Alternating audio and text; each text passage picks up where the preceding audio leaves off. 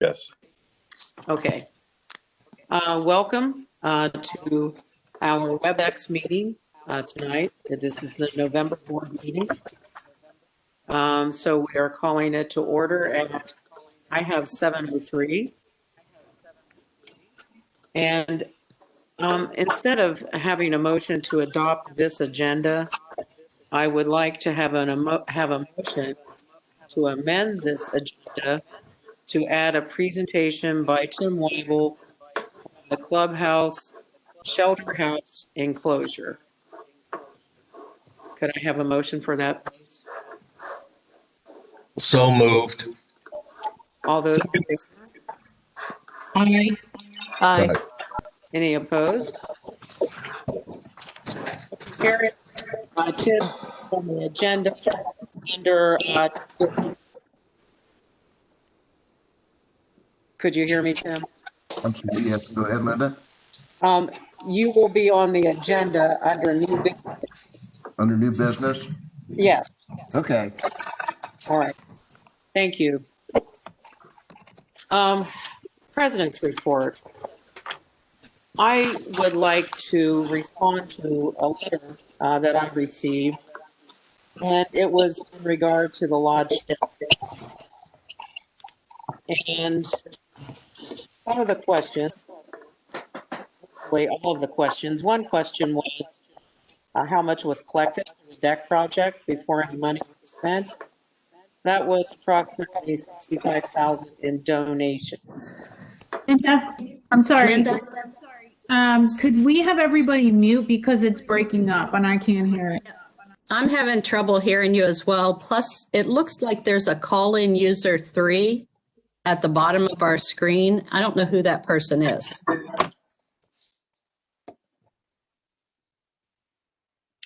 Call-in user 3.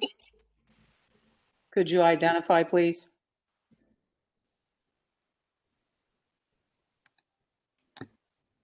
Put them in the lobby. Annie? Call-in user 3 is muted. Can you unmute? I just moved them to the lobby. Okay. Good. Anyway, so to continue on, there was a question regarding how much of the deck project money was there before any money was spent, and I said approximately $65,000. The next question was how much of that original money is left after costs for architects, engineers, and et cetera. Architectural and engineering costs were largely covered by the past president's personal funds as well as time donated by the past president's son, who was an architect. The next question was, I should move forward with this though. In addition, the costs associated had to do with the drilling of the piers. And between the drilling of the piers and the costs for the material, that totaled about $25,000. And that then leaves $39,000 to $40,000 left of the member donations. And so there is a question about the estimate of how much of that would be used to renovate the lodge.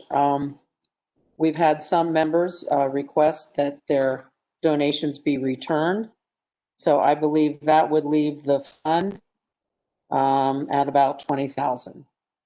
So I just wanted to be forthcoming on that and share that with the membership. Also wanted to share that the board and management committee continue to follow up on all the previous issues that we've discussed with you. For example, the audit we are working toward, and actually Jim Sigafus, you may want to share this in your management report about the audit firm that has been vetted and selected. I'll kind of leave that to you. One other thing that we talked about was doing an audit yearly instead of every 2 years, which seems to make good sense. We are also looking at hiring a different part-time accountant and looking at the duties of that individual. Lastly, or actually additionally, as you know, Randy, our general manager, is retiring at the end of December. So from now until then, please say thank you to Randy, and that we'll miss him. Also, we have a new GM that's been hired, and his name is Jeff Harper. He will be starting the first week in December. We have a little bit of overlap time between you, Randy, and your leaving with Jeff, so that's a good thing. And before we move any further on, the board knows that this is a difficult time for many people, and we ask that you please be safe. With that, let's get into our agenda. Cheryl, do you want to let us know about correspondence? There is no correspondence this month. And the next thing is considering the minutes, so I'd like to make a motion to consider the minutes.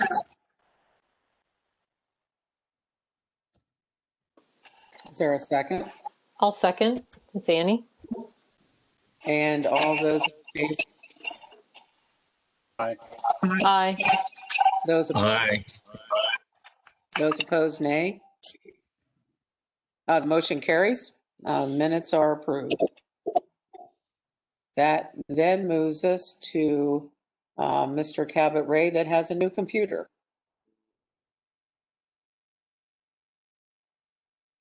Treasurer's. That did not come out of Hideaway Hills funds. Let me make that perfectly clear right now. I want to let you know that we began the month with a balance of $144,418 in our committee funds in total. There are 20 committees that that are part of our community here. Several committees actually added to those numbers, the lakes, for instance, because of the pontoon withdrawal. And so it moved up. The balances moved up to the end of, on October 31st, the report that I submitted showed the balance of $154,368. So as treasurer, I make a motion to accept this committee report for October 2020.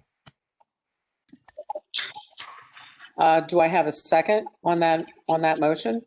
Second. All those in favor? Aye. Aye. Any opposed? Then the motion carries for the treasurer's report. Next up, Jim Sigafus, your management committee report. You're muted.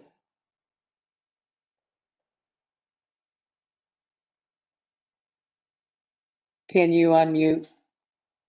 There we go. Got started without, I have to have only one screen, so that's why I was flipping around.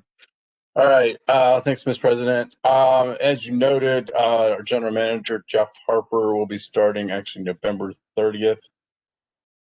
He'll be jumping right in to learn from Randy before his departure at the end of December. Clubhouse operations, the clubhouse operations and hours, we continue to adjust based on business volume, COVID restrictions, and the weather. We've closed Sundays and Mondays due to lack of business to sustain payroll. We will be continuing to open during OSU football games and adjusting as the season changes. We will monitor this week's governor's announcements closely, which I believe were today, actually. Lodge operations have been decent. Thursday nights have fallen off and probably will be eliminated. We are not scheduling any new food trucks, but we'll be offering some limited food service from the kitchen as we passed our health department inspection. We just pizza and some limited subs. Brewery, in order to move our beer, we may be offering some growler specials. Given the limited business in the winter, it becomes harder to sell our beer in time to offer fresh beer. We have been we do have both of our beers available for sale, both in our facilities and for carryout. Deer population control, the Hocking County Game Warden, Chris Dodge, Fairfield County Warden Tony Zirkle attended the October 27th management meeting, noting the excess amount of deer and hideaway and the damage to the browse in the community. The management committee is recommending that the club have a deer calling program during the month of January. The guidelines that I sent out to the board for review, the board would need to vote on this plan in December after giving members a month to comment. I can go through those if needed tonight. I didn't know how we want to present that. Packages at security, the holiday season is fast approaching. To accommodate the rush, a cargo container was purchased to store the packages. The cargo container will be moved to the main maintenance area, after the holidays to use to store equipment. This is not a long-term solution. The Hideaway Hills financial audit. We have received a proposal from a firm called Siebert and Reynolds to complete our 2019 and 2020 financial audit. I have emailed that proposal out to the board earlier today. A member named Marnie Hall, very experienced in the audit world, and myself and Linda and the staff from the office all met with the partner John from SNR, and we recommend we engage them to perform our audit. Their proposal is only $500 more than the audit last audit that was done 2 years ago, so it'd be $10,500 for both years. And a reminder, this is an audit of our financial statements, financial audit. HA operations to budget. Through 10 months of operating income, we have generated net income of $549,000, which is $252,000 above our budget.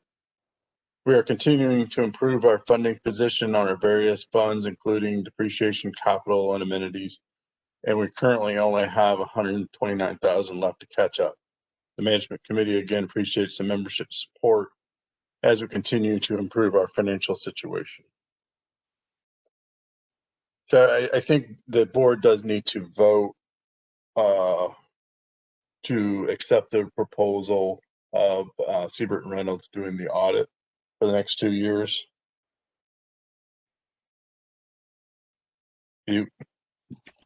Why don't we go ahead and do that now, while we're at it? So if we could have a motion to approve Siebert and Reynolds as our audit group. I so move. Okay, all those in favor, please say aye. I second. Sorry. Thanks. All those Aye. Aye. opposed, say nay. Motion carries. We have Siebert and Reynolds. Thank you. They bring a lot of experience in nonprofits. They're the auditor for the Lancaster, Fairfield County YMCA, as well as the Fairfield County United Way. So I think they'll be a great firm, and they highly recommended. As far as the deer management program, I sent that out today. Discussing with some other board members, I think we want to get that out to the community for comment for a month before we put it to a vote, which December would still give us time to implement this in January. I don't know if anybody wanted to have any discussion about what I sent out, or just in general, or how you wanted to handle that. Jim, I would, I'm hoping we can have some discussion tonight. If not, certainly December meeting when we vote on it. But I think that in the meantime, it would be good to include your handout in the Echo, along with a little verbiage, and we can talk about putting that together for the Echo, just so the membership knows that they have some time to respond. Think about it. Yeah, I think that's a great idea. I'll type something up and get it the board and then Randy, we can get it. When's our ECHO deadline? This Friday. Okay, we'll have it for that. So that members can have a chance to comment one way or another. Thank you. Any other questions on my presentation?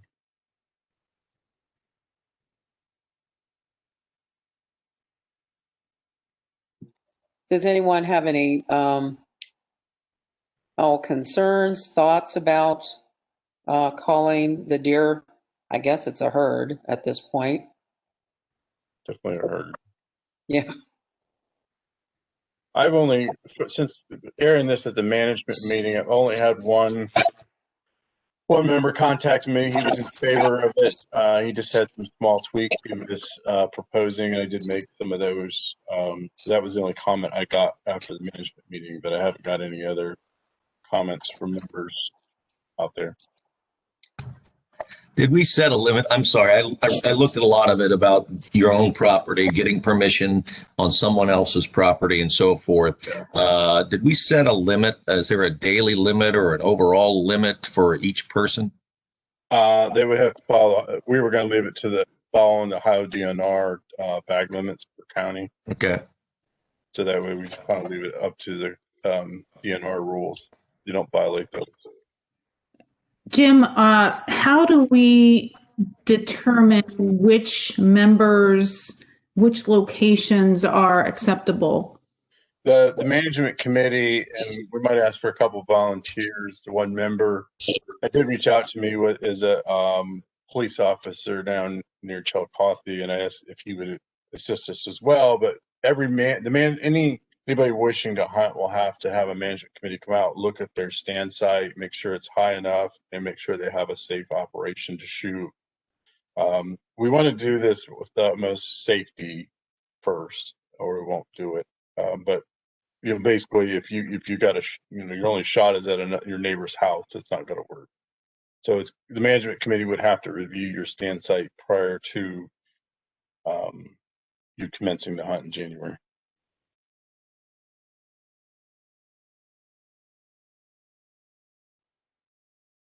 Hey, Jim, when Yep. does the season actually end? The bow season? I believe the bow season ends. It's usually the first Saturday or Sunday of February. Give me a minute, I'll tell you for sure.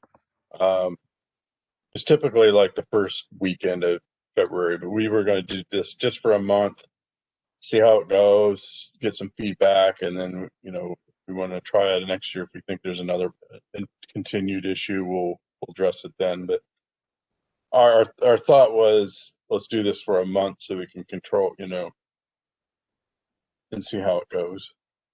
I believe both season goes through the first part of February. Jim? If I'm not, in the bag limit 1 per hunter per season, or has that changed around? That's changed a long time ago, Jim. Well, it's been a long time since I've hunted. I believe Fairfield County you can bag 3 and Hocking 2, but I would have to look that up for sure. Yeah, it's definitely more than you can only bag 1 buck, but our hunt is not going to include any bucks. This is a population control, not a trophy hunt.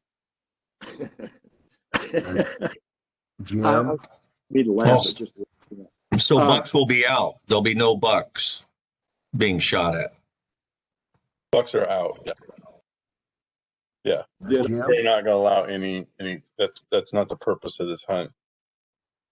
It's to thin population down to keep a healthy herd.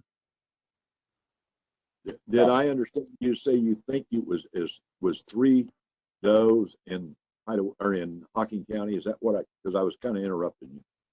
Yeah. I'm trying to find dates, but I think it's 3 in Hocking and 3 in Fairfield.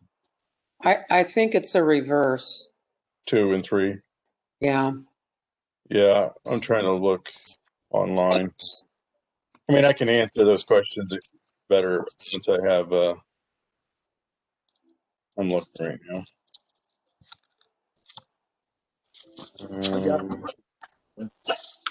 I'm just kind of playing devil's advocate here, but If my neighbor wants to shoot, and I'm using myself as an example because I have no neighbors. But if my neighbor wants to shoot, or hunt, but I don't want him to shoot, do I have any say in that? As long as they are not on your land, no. You don't want, but if you feel it's unsafe, then you obviously you can make that known. You can make that known to a management committee member. Just say, I don't think they have a safe place to hunt. Okay. Just because you don't like it in principle is not enough of a reason. Yeah, that's what I was fishing for. Yeah. The season goes through February 7th. County bag limit. Fairfield is 3. Hocking is a 2 deer county. Well, most of Hideaway Hills is in Hocking County, so it's going to be pretty much a 2-bag limit, I would imagine. 2-bag limit. And if somebody's already shot a deer somewhere else, then it would count toward their bag limit. I have another question. Are crossbows going to be allowed, or is this strictly Crossbows and anything defined as archery equipment by the state of Ohio, which is crossbows and compound bows. Some of those people with shoulder injuries can't pull compounds anymore. I'm one of them. Are we going to vet these hunters in any way? In other words, my only concern is somebody that's never really done this at all or anything. Are we going to vet their ability to be safe doing this? Or are we just going to say, well, okay, it's on your property, you can go ahead? We're going to bet that they've got a safe tree stand set up. We're going to bet that they've got a safe shot. And that we're going to go out and talk to them, make sure that they can do this. They understand. They have, obviously have got a hunting license, past 100 safety course, and can do this safely. We had not talked about actually doing any kind of shooting course. I know City of Newark does that for when they allow bow hunting in the city limits. They do have you got to qualify to shoot.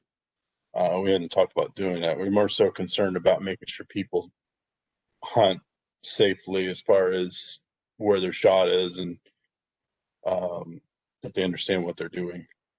That was my question. It wasn't whether they were able to shoot or whether they could hit anything when they did shoot it. It was knowing the difference between a deer and a dog. I hope so. I hope we got people that have got experience hunting that do this. That would be my hope. I mean, if we see that they have no experience in, with a tree stand or hunting period, then I think we would have to make a determination that they can't participate. Yeah, that's my major concern, that somebody that lives in Columbus and stays here on the weekends and has never hunted or anything goes out and spends $1,000 on a crossbow and expects to be out without no experience or any experience. As a former hunter myself, you get people, some people that should really not be doing it, and as long as we can cover that, I'm all for it. I mean, we can consider having a people shoot and make sure they know how to shoot, whether it be a compound or crossbow, and they've got adequate equipment and legal hunting archery equipment. I wouldn't have a problem with that. Thanks, Jim. That's basically what I needed to know. Yep, we can definitely amend that. I assume the board's going to have to approve this before it goes into effect. The board has to approve this because it is. I mean, it's a Hideaway Club rule that you can't hunt in Hideaway. Now, the board does approve the geese hunting and the buzzard hunting process. There's precedent to that. It's just the board has to approve that. It's a temporary change in the rule. Temporary. I don't know how you consider that, but same as the goose permit. We don't allow hunting, but we do allow a certain number of people to geese because we need to keep the population. The rule basically states the board has to agree in writing to allow hunting. So after we vote next month, then I'm assuming we will vote to approve, and then we'll do that. Correct. Okay, thank you, Jim. But I think we wanted to give people a month to comment one way or another.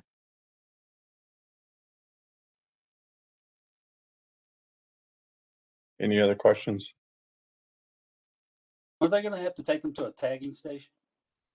No, Ohio does not require you to take them to a tagging station anymore. You do it online. They do have to register. They do have to tag them with the Ohio DNR, like any deer killed anywhere. And they have to notify security within an hour of shooting an animal. Right. So that way we know, hey, somebody shot an animal up there. If there's a if somebody's has a question, sees a dead deer, then we know what's going on. But yes, they do have to tag it and check it in. You just have to do it online.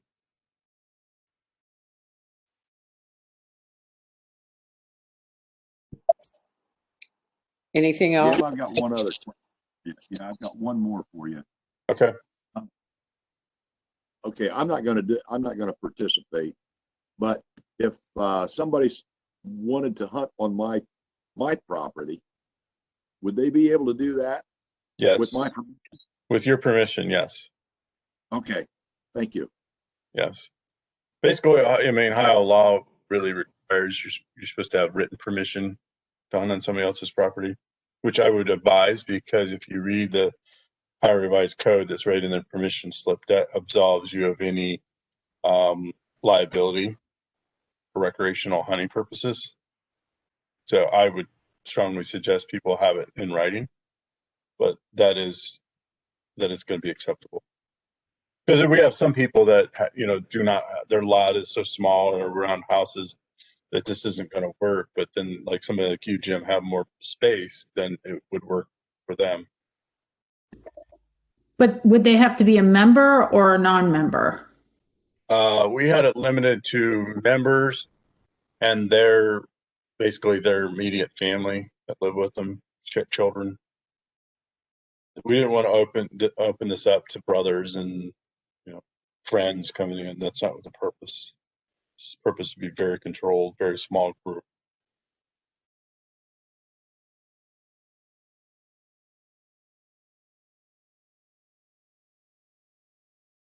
Keep saying I'm done, then I keep thinking things. ODNR,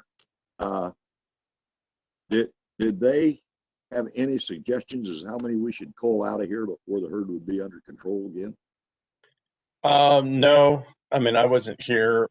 From what I tell, no, they recognize that there's the yearling does are small. That we have an excess population. They noticed a lot of excess browse that was eaten away, but without doing a complete survey of our area, it's tough for them to make a recommendation. I would hope that we could, management kill 15 deer out of here and see how it looks next spring. But when Jeff Harper is here, we were going down to have dinner and go by the golf course. There had to be 30 deer standing in that golf course that night. You can go on the golf course on a Sunday evening any time of the year, and you'll see 30 out there. So we definitely have an overpopulation problem. They did not make a recommendation as far as a number to strive for. Okay, thank you. Jim, can we allow hunting on our golf course? We can, the board can allow pretty much the board could allow hunting on the golf course, Area 54, any club-owned facilities. We did not propose that just because of the added risk of close the golf course down to make that safe. Or we'd have to close Area 54 down, or we'd have to close the ORV track area down. So we chose not to go that route just to minimize conflict of, somebody hunting and somebody, a member just recreating. But yeah, we could. Yeah, I guess I wasn't thinking about the golfers out there, but that makes sense. Bit of a caddy stack situation going on here. Don't shoot the golfers. Golfers.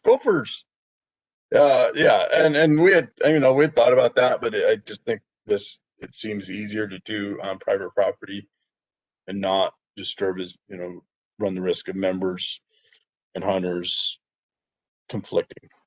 Guess would be my thought.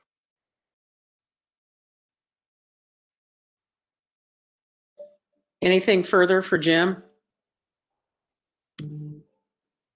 Okay. Thank you. Let's move on then to, thanks, Jim.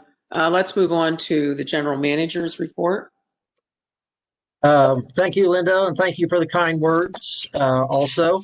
Delinquency totals for regular assessments in was 22,873.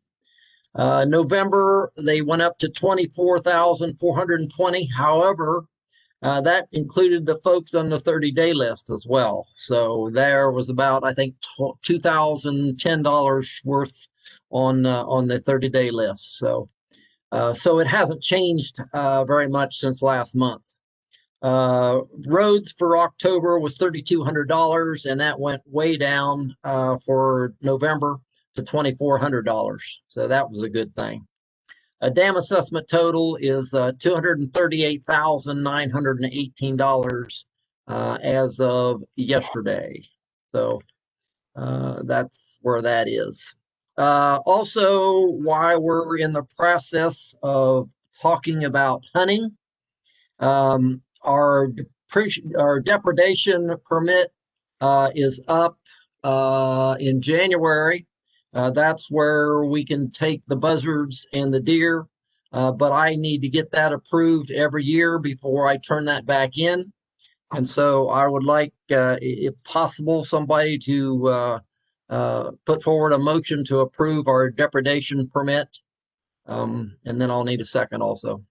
Randy, that's buzzards and geese, not deer. Buzzards and geese, yes. Sorry. So moved. Do we have a second? Second. Second, Eric. All in favor of reinstituting, what did you call the program, Randy? It's the depredation permit approval, yes. Okay, depredation permit approval. All in favor, please say aye. Aye. Any opposed? Nay. Motion carried for that permit. Thank you very much. Also, my next item here is, as I think you know, and I reported on last meeting, that we're the office and the rest of the staff is going to switch to the Spectrum phone system. We've been pretty much not happy with Frontier and their response time when they were down. So we have applied to switch to Spectrum. However, it's a lot longer process than I expected, and we're looking at spring installation. So they have to go through their surveys, their installations, and that type of thing. So it's probably going to be spring before they get that completed, unfortunately. Also, with the problems that we've been having with recording and members hearing the board meetings when we have them face to face, a member, Greg Blank, has put together some connectors that we can use right directly into the Mevo camera, which will help tremendously instead of going through the speaker system. And we did test that the other day, and it is go whenever the board decides to get back to in-person meetings. And so it was a very small expense. It was only about $40 for the connectors. And so that should be a great improvement on being able to transcribe the minutes and hearing for the members to hear what the people are saying.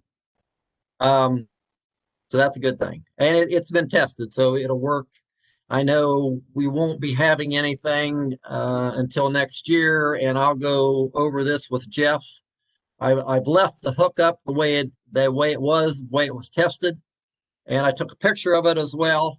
So I'll go over that with him. So when things get back to somewhat normal, that'll be a great improvement on being able to hear and transcribe the meetings. The other thing, e-statements. E-statements are something that people have been asking about for quite some time. It took our database tech person in order to get that ready for us, which it is now ready for us. And Penny would like to go to that e-statements in January. And so that information will be put out prior to that, how people can sign up for these statements. It's going to be similar to the ACH, and so that people can get their statements online instead of mailed. So that'll be ready to go in January. And if you have any questions about that, it's probably best to contact Penny. She knows a little bit more about that than I do. But I was informed that that's ready to go. Last but not least, CPIW for 2021 turned out to be 1.5%, which is an increase of, I think, about $3 and some odd cents. So go into effect here shortly. That will also be in this month's ECHO. And that's all I have. If anybody has any questions, let me know. Thanks, Randy. Let's move on to, does anyone have any questions for Randy before we move on? Yeah, I just wanted to know what he was going to do with all of his spare time. That's for me to know, you to find out. I got a full agenda, believe me. All right, thanks, Randy. You're welcome. Let's move to committee business reports. Cheryl, do you want to start? Sure. Nothing for the pool committee, for the barn committee. The Boo at the Barn event was very successful. The chicken dinners went over really well. In fact, they made up what they were expecting to do at Ponypalooza. So thanks to everyone for supporting the Boo at the Barn this year. It was great. All right, thank you. Annie? Yeah, for the Lakes Committee, obviously everybody knows all the pontoon boats have been removed and are stored for the winter. For the Long Range Planning Committee, they are taking the amenity project requests through next Monday, the 20th, and the amenity distribution meeting will occur on Tuesday, December 8th. And that's all I have. Thank you. Mary Beth? Yeah, so the ACC is still interviewing candidates for the 2 open spots. Nothing to report on the ECHO. The website has formed a committee and their first meeting is tomorrow. And that's all I have. Thank you. Eric? You're muted, Eric. There we go. Got a few. Let me start with new member. We have a new member committee. I want to thank Lance Olds for chairing all these years. I think it was 7 or 8 years. But Marty Gossett has taken over as the new chairman. And looks like she's got a ball of steam along with 16 volunteers. They had a meeting Saturday. And moving forward, I think they got some new ideas. One of them is that I think they're going to, when a new member comes in, they're actually going to have somebody from the committee call, in addition to a few other things that they're working on. So new member committee moving along great. I would like to make a motion to approve $78.78 to Marty Gossett for signposts. Who would like to second? I'll second. Okay. And all those in favor, please say aye. Aye. Aye. Any opposed? The motion carries for that reimbursement. Okay. Next, the new member committee has $752.72 left in their leftover from last year's amenities funds. And that, for the most part, went towards the new member meeting that they did not have. They would like to carry that over to hopefully maybe have a meeting this year. But I'd like to make a motion to carry over the amenities funds from last year to next year. I second.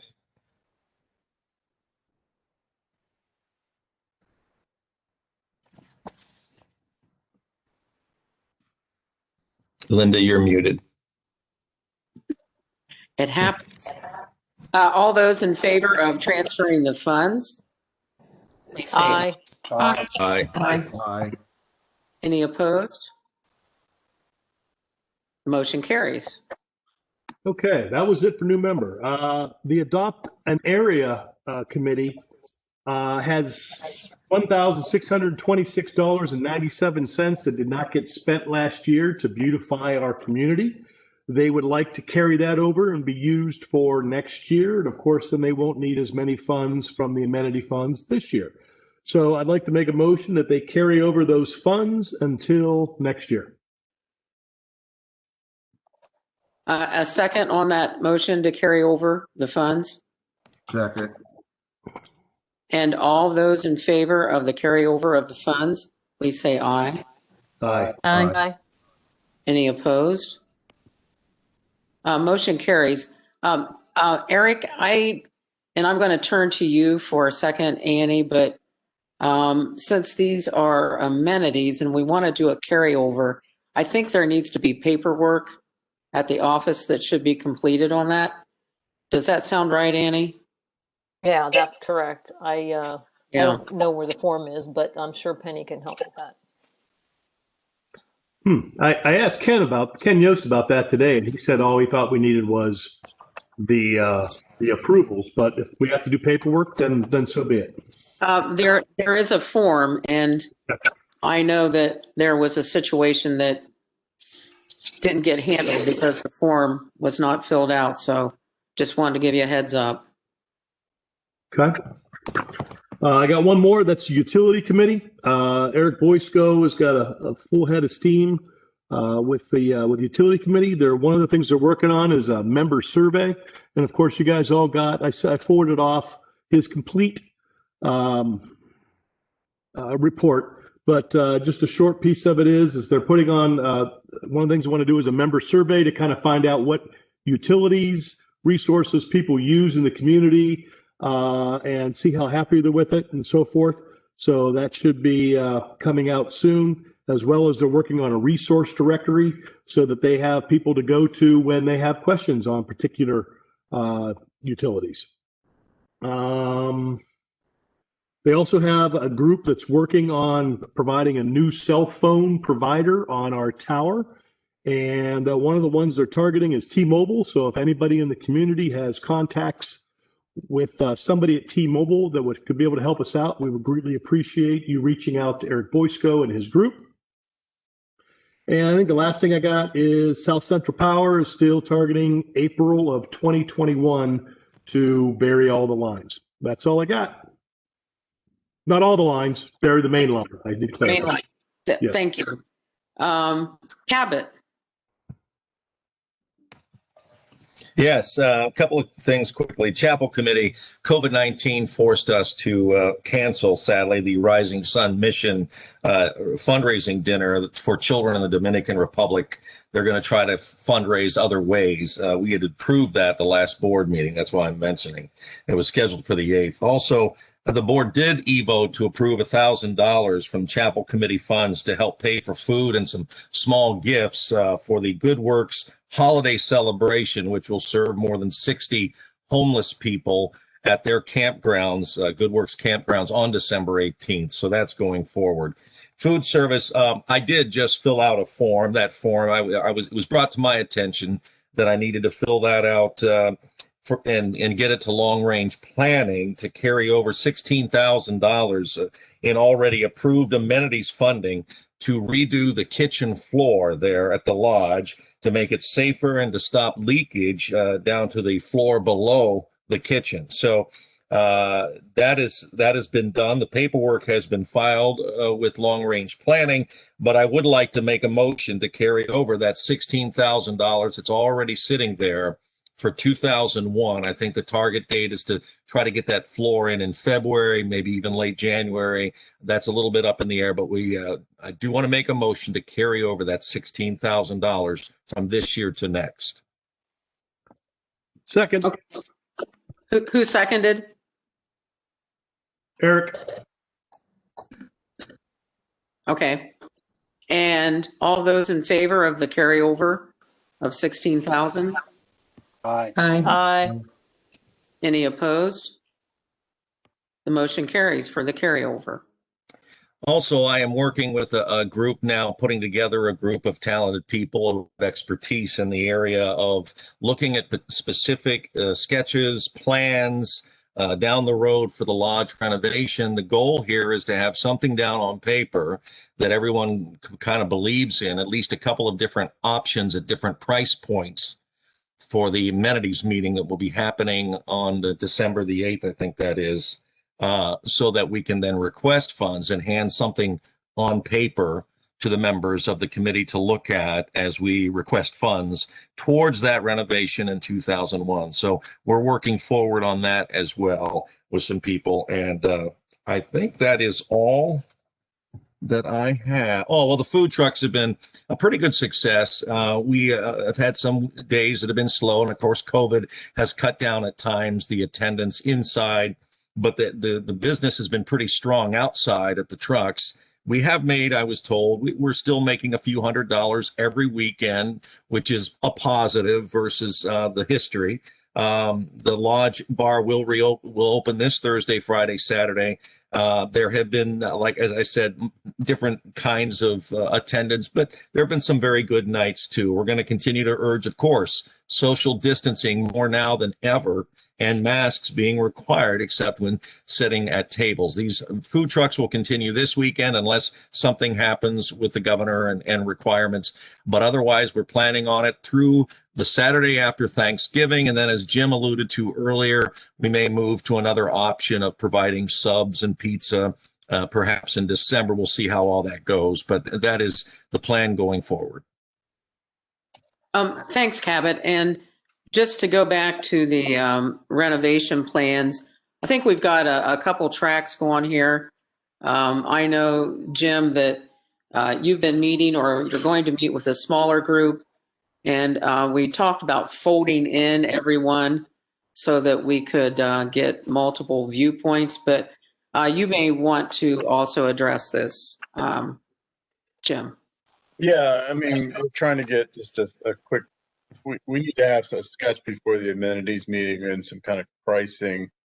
So, we're trying to work with a smaller group, get that piece done, and then we'll bring in a bigger group of people. As Cav alluded to, trying to get some different perspectives on what the lodge remodel will look like and a fundraising goal, and try to bring that after we get some amenities money secured. Trying to get different perspectives going from a lot of different members on what does an effective lodge look like that everybody can utilize. So.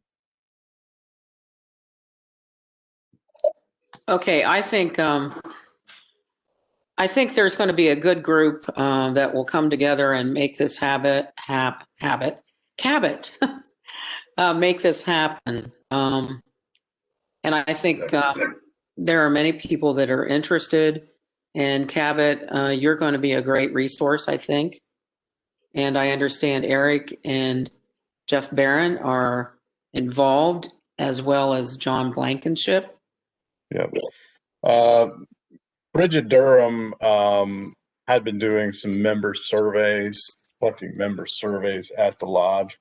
She's had to back down just a bit for COVID reasons, but she's gathering surveys from people to say, okay, well, you know, to try to get a pulse of the membership of like, what do you want to see the lodge look like when we do reopen it? So that's another aspect that we're working.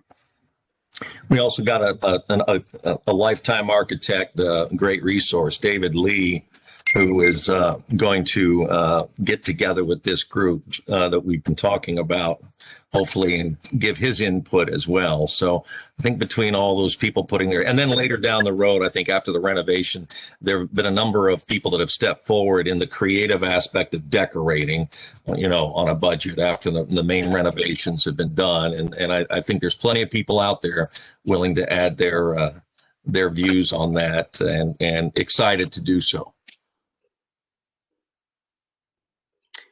I think it can end up being a great place with many different zones and really meet most of our members' needs and wishes as to what kind of environment they want to be in and what kind of food they would like. Anyway, anything else on that, Cabot? No, that's it for now. All right, thank you. All right, so we have moved. Who have I missed? Tim.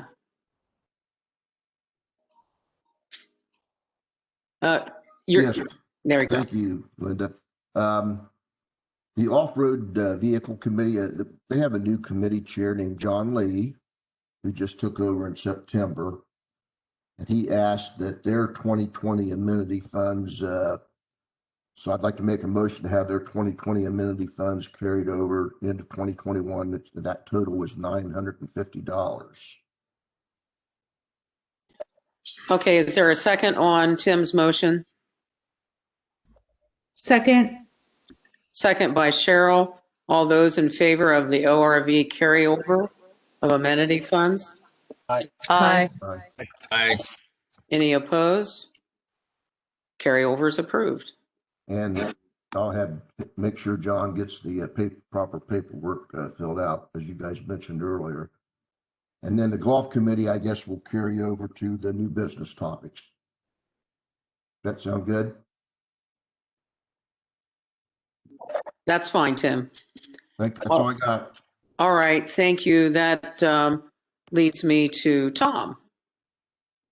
Yes, for the social committee, in lieu of the tour of homes this year, they're going to do a Hawk Christmas lighting contest for members from December 7th through December 12th. And they'll have voting for the favorites at the clubhouse on the 13th. And for the Health and Wellness Committee, they had the 5K, 10K walk run on November 7th and had 105 participants and raised approximately $5,000 due to a member donating all the shirts and backpacks. Thanks, Tom. Anything else? Nope. Okay. Jim Lloyd. Yeah, I've got a couple of a fund requests, but I'll send them out in e-vote because I had a whole flurry of them. I'm not sure how much has been done and how many we've got, but I think I've got one from Airport Committee and one from the Range Committee. As far as the Airport Committee, nothing new, obviously. Range Committee had a very successful shoot with a Veteran Day on November 8th, brought in over $800 profit. There were 7 new range safety officers that were trained. On November 14th, 3 women and 4 men took the first step to becoming range safety officers by taking a 10-hour course given by our chief range safety officer, grade blank. Jim Hiles are in there, have over been 700 shooters on weekends only this year. And I personally was at the, too many buttons to push. I personally was at the Veterans Day, and I just want to commend them on what a great show that was, and what an opportunity for the vets to get together and the people to meet the vets that make this such a great country. And that's all I've got. Thanks, Jim. Did I miss any committees? Okay, let's move on then to open forum. And we can start now. Stephanie, do you want to enter? Oh, okay, there it goes. Hello, board. So I had a couple people text me and ask if this is supposed to be live streaming tonight. They wanted me to ask you. And is it live streaming or does it post? No, later? it's just recording. There's no option to live stream it. Okay, and then it's posted later. Okay. So this will be posted tomorrow then? Yeah, that's what we've been doing. Okay, clarification. So I just wanted to start out by addressing the board and the management chair. As many members have been watching these meetings, I have been very vocal lately about some of the issues facing Hideaway. And I wanted to let members know that a lot of things have happened over phone conversations that I've had with you guys and emails. And I wanted to take a moment to thank you for some of the action steps that you guys have taken. For instance, the dam deficit audit that's going to be done, and for implementing some things that have been needed. So thank you for your responsiveness. Thank you for listening. And I just want you to know that I appreciate it. I just did have one clarifying question about the dam deficit. So when that audit is going to be done, I just wanted to verify that that was going to be a dam specific audit and not the general audit. So I'm speaking specifically about the $3 million dam repair account. I don't know, you may want to chip in here, Jim, but the audit would be looking at the club overall and all the club. Go ahead. Yeah, the audit, we just approved the 2-year audit of our club financials. We had committed to, we've already done the reconciliation of the dam assessment account. We know why it was short, it was because we overspent. We were committing to hiring an outside accountant to continue to look at all of our funds and do some additional procedures around those funds and tighten up some controls around those funds. We weren't doing a dam assessment audit. Sorry if you misunderstood that, but we're not auditing the dam assessment account. We're having a financial audit done in the club, which we do every 2 years. Well, I think my concern about that is, so I got a copy of the dam deficit from the last time that it was done. And I that one of the things that, should definitely be addressed to the membership is, because there was this deficit and because it was not disclosed to the membership, especially, during the ask for an assessment increase, that those numbers, be looked at by an outside company.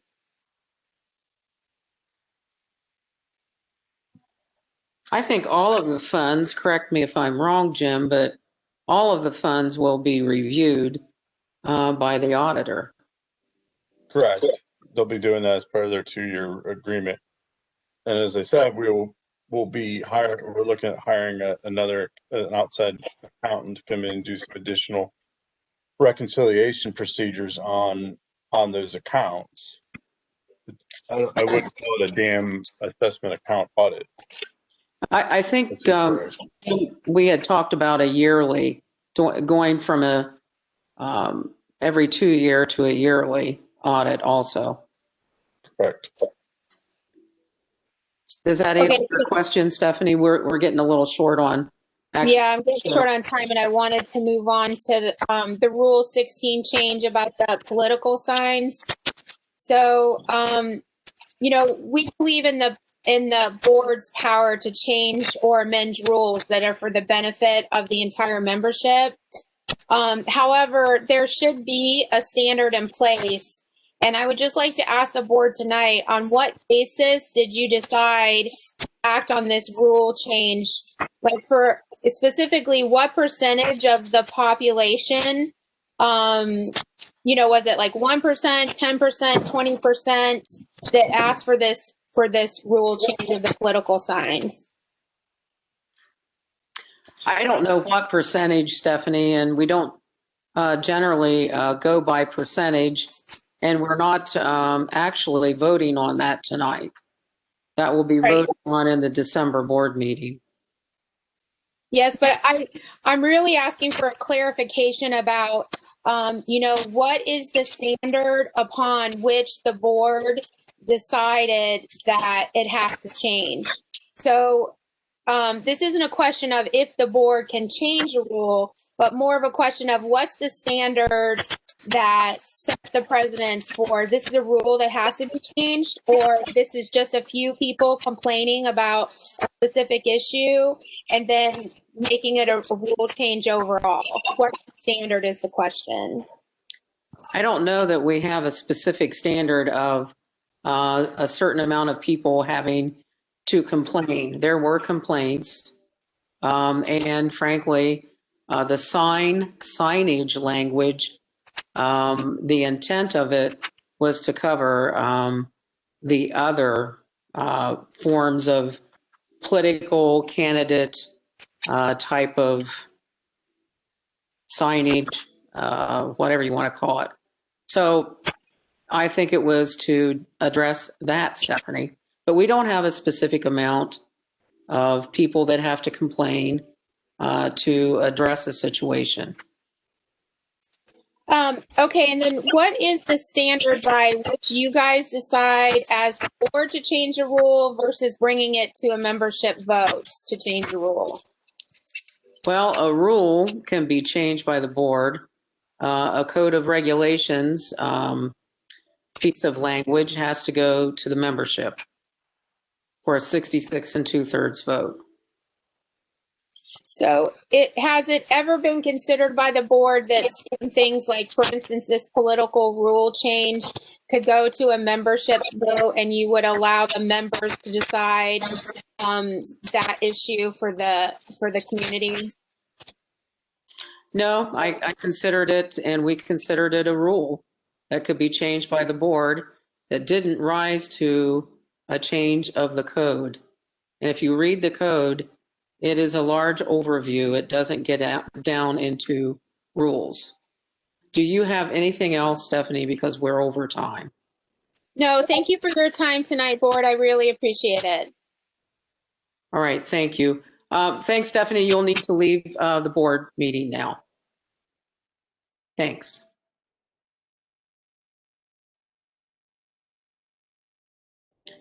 And that moves us on to unfinished business topics, which is Rule 16 and Rule 24 is going to be addressed at the December board meeting.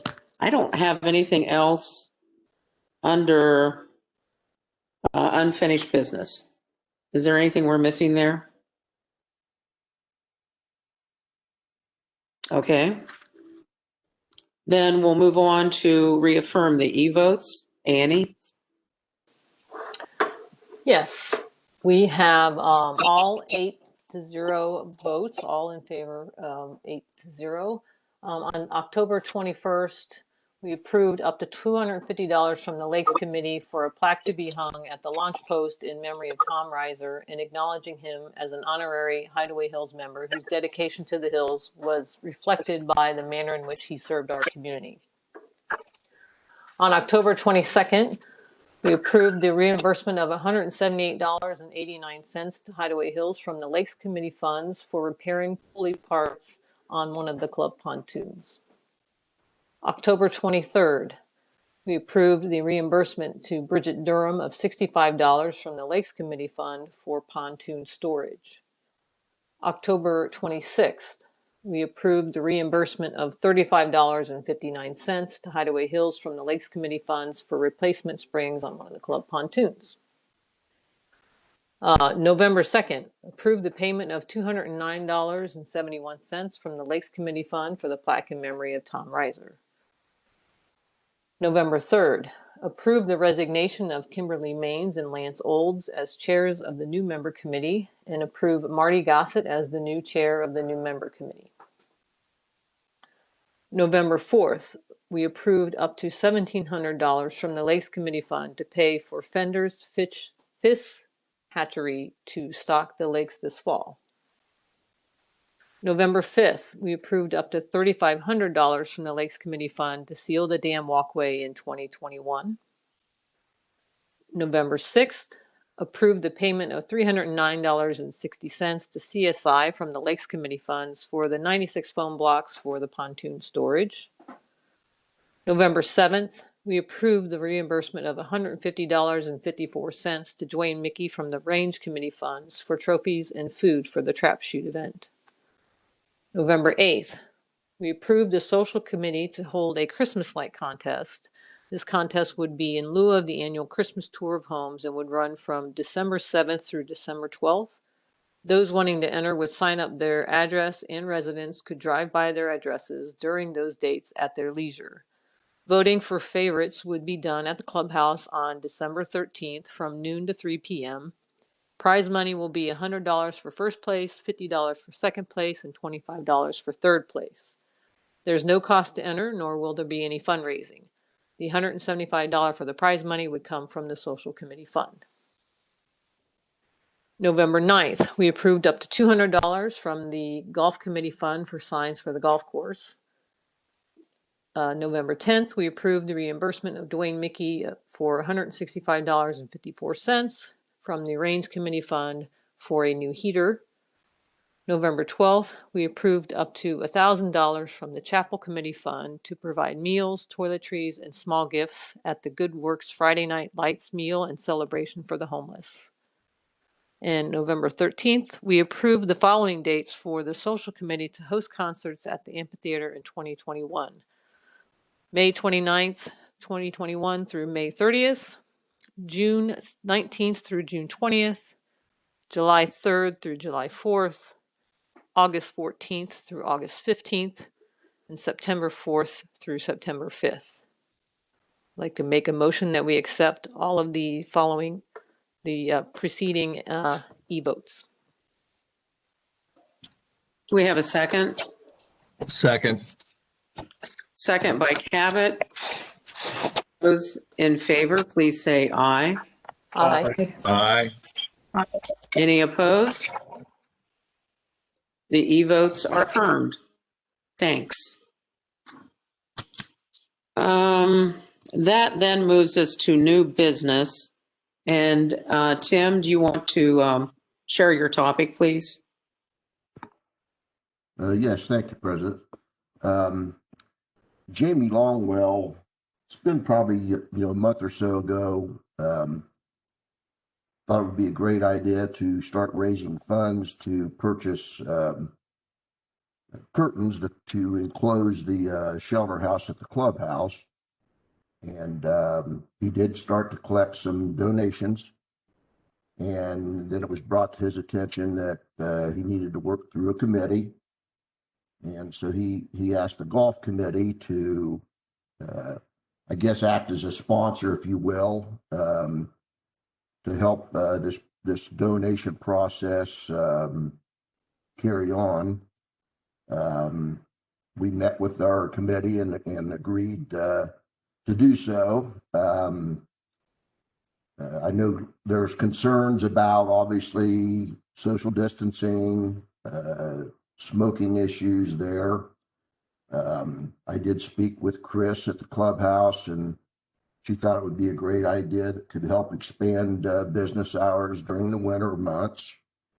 And basically our approach, I guess, at this time is, if we would go through with this, that we would basically treat the shelter house at the clubhouse the same as you would the lodge or the current clubhouse conditions. Again, wear a mask if you're not sitting down at a table. No smoking within the actual shelter house footprint, if you will. I did measure the shelter house dimensions. It's 24 by 32, which is basically 768 square feet.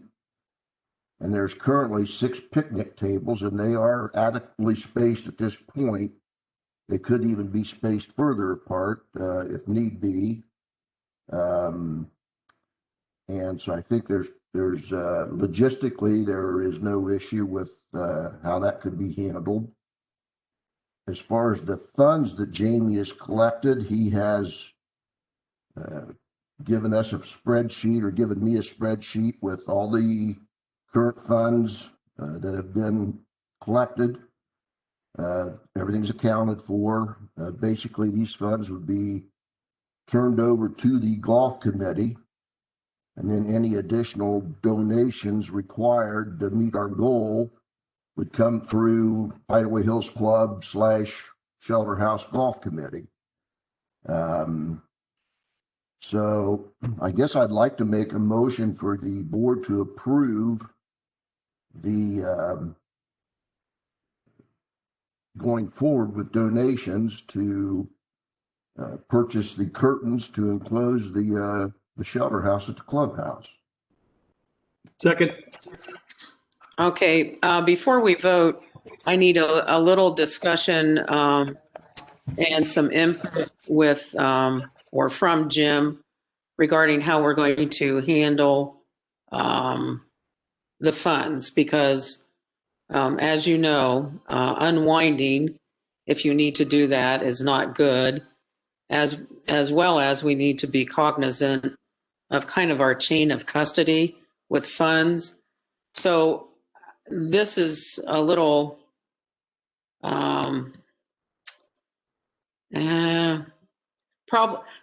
we want to change our process. We don't want this, what's just happened with the curtains, or whatever you want to call it, the enclosure.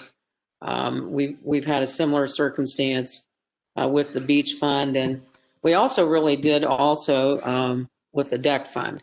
So we need to have a better process, and I know, Jim, you and I have talked about that, and we will, come together and announce that. But for right now, how do you suggest that we do this? Well, I think the big thing is, I appreciate people, and Jamie did, and Tiffany doing this for the beach. It's a great thing for the club that people want to raise money and do these things. I would just encourage them to get ahead of thinking through it, is to protect themselves. They don't want to collect the money themselves. And at the same time, it's better for the club. We want all the funds initially go to the club office, and we'll set up a fund and we'll track it and we'll make sure it gets spent appropriately. But I think what we'll have Jamie do, and he's got a very good spreadsheet. He was very organized where all the funds came in. We'll get that money transferred to the office. We'll get it deposited in a sub fund of the golf committee. That way, all checks that we write out, or charges for the siding and the heater and stuff, will get paid out of that account. So that way, we've got to have an accurate tracking of, here's what we took in and here's what we put out in those funds. I think it just works better that way. And Jamie was all for that. He didn't want the money in his name either, or his possession either. So the plan is we'd get the money transferred into the a sub fund of the golf committee. The office can track it. The office can make payments, get everything purchased that way. It's just a little better control that way. So for purposes of this particular instance, I think for this particular incident, Jamie's already collected all the funds and it's got any additional funds we'd ask be sent to the office. It's the funds he has will get turned over to the office, plus the tracking spreadsheet that he created. That way the office know where we collected it all. We can keep that for the audit, but we'll also know what we spent that money on. So really, I think what you are requesting, Tim, is that we create a special sub-fund under the golf committee for the enclosure curtains. Is that right? Correct. And it was my understanding that any additional funds from this point forward would be made out to Hideaway Hills Club / golf committee or shelter house, however you would want to identify it, like you would any other fundraising project. I think it goes, it's made out to Hideaway Hills Club, and then in the reference section, it will, What fund you want to put to? yeah. That's correct. Yep. So, does that explains it well enough for me moving forward? Does everyone understand the motion? Yeah, I have a question though. I think we have a little bit of a logistic problem because we actually have a rule that says smoking and vaping is allowed in the shelter house. So I was going to suggest that because you can smoke out there, that perhaps we consider allowing the deck to be non-smoking so that both parties have a place to go. Otherwise, we need to change the rule to allow smoking in the shelter house.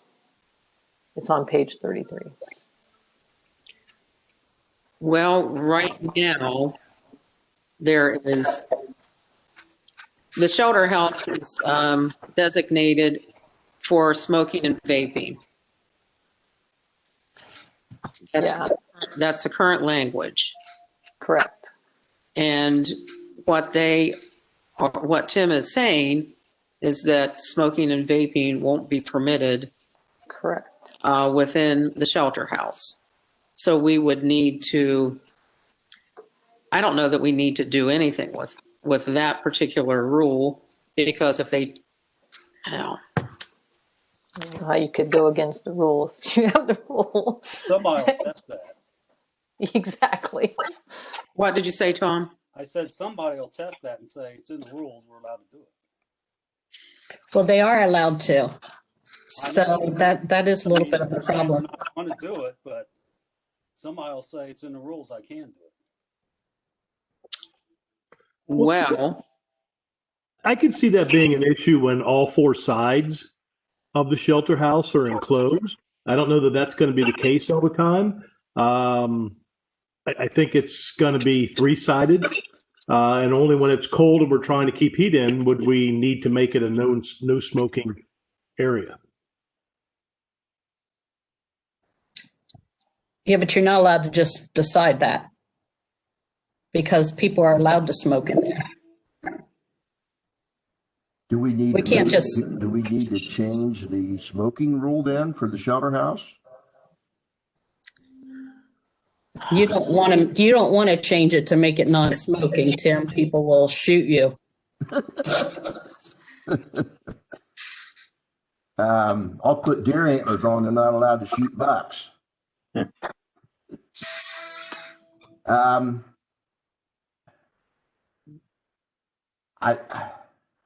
just think the smoking issue is a separate issue. I mean, what we're doing is extending the time that we'll be able to use effectively the shelter house, and whether it's smoking or anything else that goes on in there, how's that any different than what's going on in July? So if it's going to be three-sided, then I think that's the main plan, that we can keep the rules that we've got. And if we need to make a rule change that when we go to four-sided in there that you can't have smoking, then I think that's probably the exception. I think it's actually, Eric, I think it's two, Jim, maybe you know Jim Sigafus. Yeah. I don't think it's three-sided with a roof. I think it's two-sided. Isn't it, Jim Sigafus? I'm not 100% clear on that rule. I'm not either. I'm not opposed to you guys doing it. You're just cutting I think you can't change the rule just because you guys decided to. That's the problem. Per the health department, it is two-sided. Two-sided. Thanks, Ring. It was determined down at the clubhouse deck. So if the enclosure does take place, then that would define the no smoking rule, Randy? Did I understand that correctly? What is that? If the enclosure is in place, say it's 2 or 3 sided, then that affects the smoking rule per the health Yes. department? Yes. Okay. Yes. If it's only two-sided and roofed, you can smoke in there. If it's Okay. three-sided and roofed, no, you can't. So maybe you could have the enclosure with 2 sides and some of those heater things that help keep it warm or something. I don't know the answer to this, I but mean, at this point, I'll be honest with you that, and again, I'm speaking for Jamie, that we really are in favor of discouraging smoking within the actual footprint. Kind of like the clubhouse now, they said you could go out on the back deck, or at least they had that rule at one time, and you could smoke. And so we were thinking that within the footprint of the shelter house, if they wanted to smoke, they would go out beyond the actual roof area where there's a couple other picnic tables and a fire pit, and they could smoke there as opposed to actually inside the enclosure. Still see somebody testing it, saying that it's in the rules, I can do it. But that's going to happen with any rule, Tom. I mean, regardless. I mean, people do it now, test the rules. I have a question. And I'm just curious, when it is 3-sided, these roll up, do they not, Tim? I'm sorry, Jim, I'm having trouble hearing you. These things roll up, do they not? So that in the summertime, they'll be all rolled up, they won't be used. Yeah, they're very convertible. I mean, they can roll up very easily from side to side. They're like thick 10-foot panels. Okay, I guess then what? It's real simple. When when it's 2-sided, it's smoking, and when you drop it down to keep the heat in, it's no smoking. And you just change the rule to shelter house is smoking only when there are less than 3 sides of the shelter house rolled down. And I mean, in the summertime, you can sit out there and smoke. During the ball games, if it's 70 degrees and they don't have any of the shelter, the side rolled down, you smoke. When it's enclosed, you don't. And Randy said it's got to be 2 sides open. So if the T side is open and the side closest to the shelter house is open, it's smoking. If either one of those are down or all 4 sides are down, like when it's in the middle of the winter, you can't smoke in there. And then everybody's happy. I don't think anybody that smokes is going to complain about the fact if it's all enclosed or only 3 sides are enclosed, you can't smoke there. Does that require a move to change the rule in the shelter? Yeah, you have to change the shelter house rule. You can only smoke out there when less than 3 sides of the shelter house are enclosed. So does that need to be written down, that it is something that people have to see is in writing? Well, yeah, you got to change the rules. Because right now you can smoke out there all the time. That's what I mean. Yeah. With the 2 versus 3 sides thing. The shelter house or the Constitution Committee would have to change the rule to smoking only when less than 3 sides of the shelter were down. Right. Or not. Closed up and open, whatever you want to call it, open. So that should be done then. That sounds to me. Yeah, and then I think you'll have everybody happy. You'll have the smokers happy because they can go out there in the summertime and enjoy themselves. and leave the clubhouse alone. And if the sides are down, then no, you can't smoke there. In the middle of December when we're watching a state football game and it's cold and all the sides are down and the heater's going, if you want to go outside, you got to go outside the shelter house. In October, or no, let's say September, for the Ohio State games, all sides are up and it's just like it always has been. You can smoke out there. It's a simple change of the rule that makes everybody happy. So, do you, Jim, want to get with the Constitution Committee for that rule change? You talking about Jim Lloyd or Jim Sigafoos? Jim Lloyd. Yeah. I don't even know who's on the Constitution Committee anymore. I'm not on it anymore. I know, I am. Okay, I'm getting with you. You want to change the rules? No, I think you ought to talk to Tim Kraus. Yeah, I'll talk to Tim.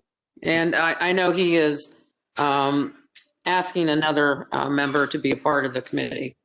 So if you could do that, and then we'll get that through. Before I go any further, is the board okay with that? Well, I have a question. You said everybody's happy. So how are the non-smokers happy? You can't please everybody, Mary Beth. That's all I can tell you. You guys were looking for a compromise, and there's your compromise. And if the board isn't happy with it, then there's no reason to go any further. Well, I'm not opposed to that shelter happening. I'm just wondering, when you said everybody's happy, like probably 75% of the people don't smoke. I'm just wondering how they are. Like, Well, where do they go? I think, Jim, you were saying that non-smokers would have the deck then. Is that correct? No, the deck is right now is non-smoking, and is smoking, and until you change that rule, it's there. There's no rule that makes There's no the deck rules. smoking. It just says the shelter house is. Hey, Mary Beth, in the summertime, the smokers are more than happy to go out to the shelter house. I didn't want to get into an argument on this. I just threw a suggestion out there that would eliminate the fact that everybody's not sure what's the curtains being up or the curtains being down. All I'm saying, okay, 75% of the people can't go out there if they don't smoke when the curtains are up. Okay. What about the 25% that are trying to compromise, huh?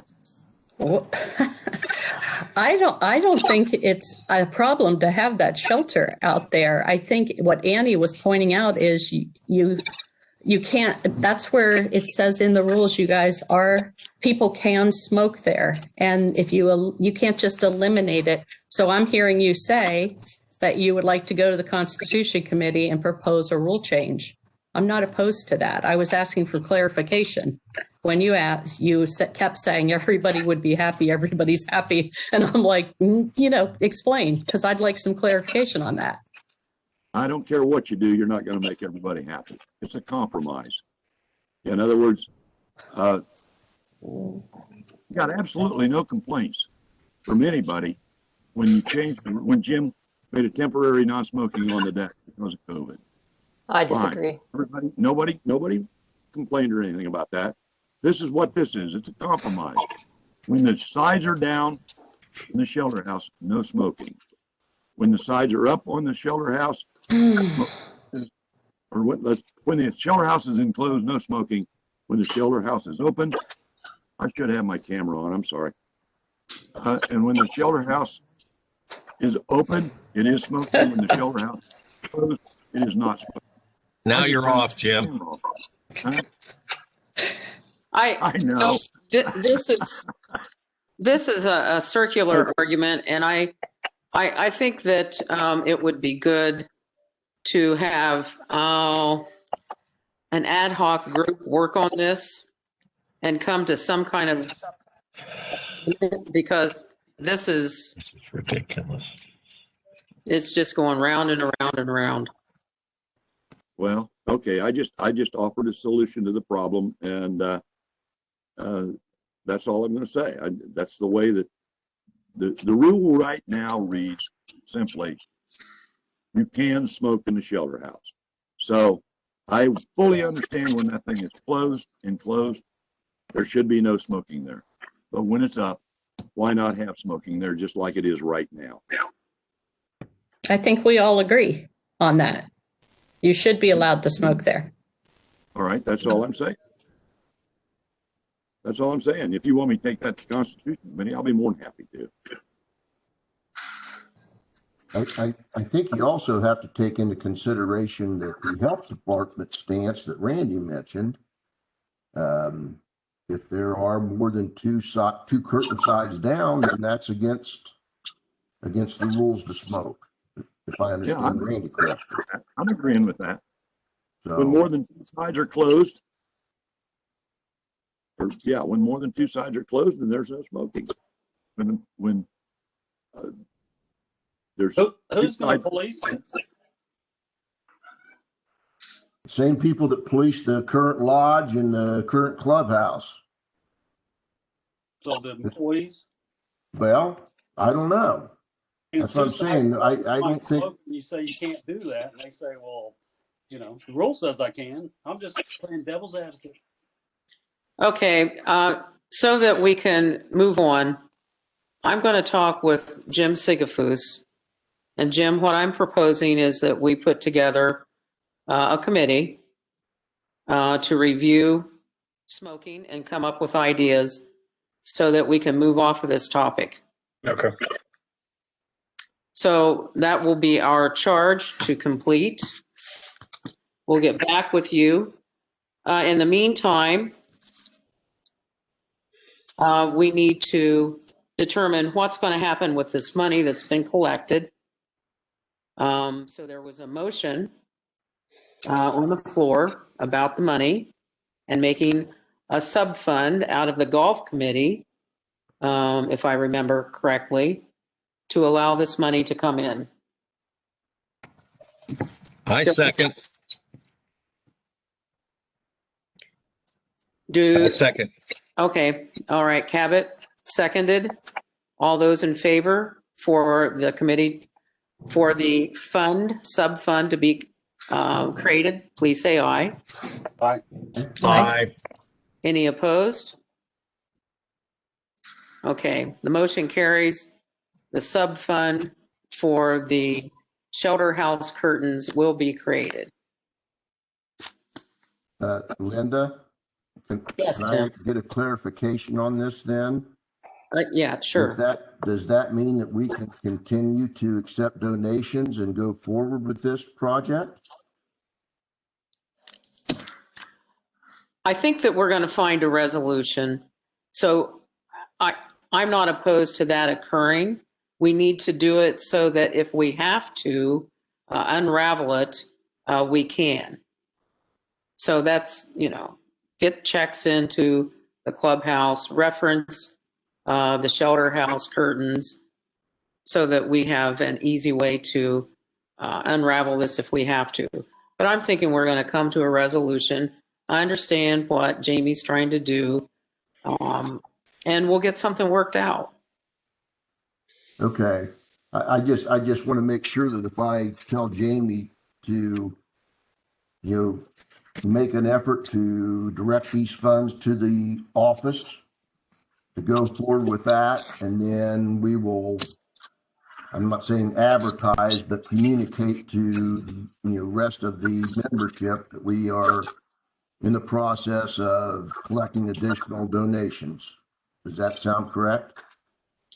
I think it does sound correct. Now, I was under the idea that most of the funds had already been collected, Tim. Is that right? Actually, we've got, this is Jamie's recent spreadsheet. He's collected $2,900 and we are still $930 short. Okay. So I think a lot of people like myself are just waiting to say, yeah, the board has approved this, so go forward with soliciting for additional donations. I think we've approved creating that sub-fund. Okay, But, we've got to work on the rules here and come to some kind of conclusion regarding smoking. okay, thank you. Well, so we can or we cannot. I mean, if he gets the fund, he's not $900 short. If he gets the funds, can he go ahead and purchase the curtains? Well, he could put the curtains, but with the current language, 2 sides would have to stay open, so there could be smoking. Okay, Okay. thank you. Any other discussion on this? All right. I don't have anything under old business. New members, Cheryl? Yeah, for the club-owned lots sold, we didn't have any. For the new members, Catherine Davis and Richard Spence, lots 1062. Princess Investments LLC, Deborah A. Whittington, lot 1038. James and Abigail Rittman, lots 1036 and 1037. Stephen and Aubrey Medigum, lots 1846, 1847, 1848, and 1860. Joseph and Kaylee Bitter, lots 705 and 706. Marty and Lynn Withrow, lots 1239, 1240, 1241, and 1242. And Tho Hugh and Lauren Elizabeth Wynn, lots 209 and Res G 07. That's it. So motion to approve the new members. Could I have a second? Second. Second by Mary Beth. All of those in favor to approve the new members, aye. Aye. Motion carries to approve the new members. We have additional business. One is the appeal of the 2 fines regarding parking the boats where they should not have been parked. So the 2 members involved, one, well, we don't need to go over their names, but we had an e-blast go out. I believe there was also a notice in the Echo that the boats should not be placed there. And they were, unfortunately, anyway, the 2 individuals are each fined $100. Any discussion on that? Both these individuals, well, I know one of them, and he stated they don't have, or they both stated they don't have internet access. We only send our Echo out via email now, and I just thought that $100 was too much to charge somebody just because they don't have internet access. And I was in favor of reducing that to a warning and or maybe $25. It did go out in the Echo, though, and the Echo is hard copied and can be picked up at the post office and the office. And I think, haven't they lived here like 20 some years? And they probably have a phone, I'm guessing. If not I think they didn't have a computer. I don't know that they said internet access. But Randy, I think last time we had someone come in and ask for it, you said it costs at least $50 for us to pay people to move those boats when they're, or those trailers when they're left and they shouldn't be. If someone's parking there, it sort of feels like they have a responsibility to self-regulate, how long they're leaving things there, especially if they've been here for decades.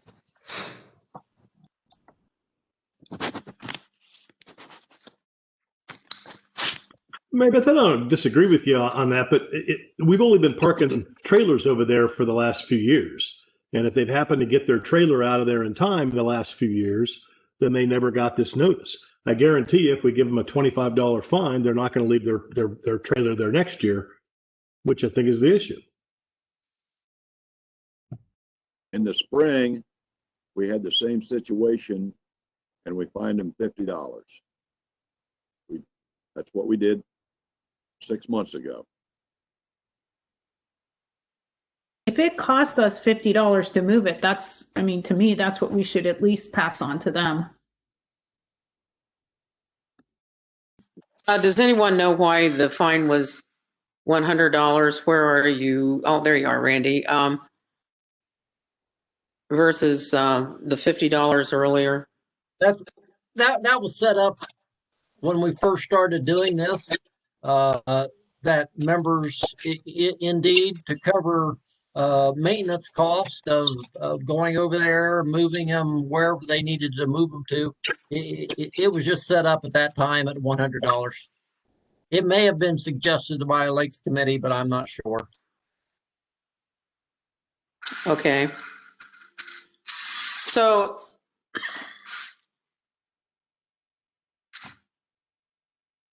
would someone like to make the motion? I make a motion that we reduce the fine to $50 like we did in the spring with the other people. Does anyone want to second that motion? I'll second it, by golly. And all of those in favor of reducing the fines to $50, say aye. Aye. Aye. Aye. Any opposed? Okay, motion carries to reduce the fines to $50. All right. Next on our agenda is the John Mulhern Article 9 that we are doing in open session. That's Rick Mulhern.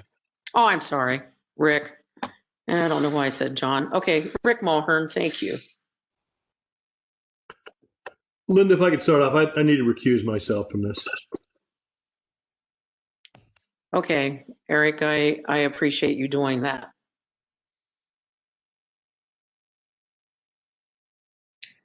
Do you go move to a waiting room?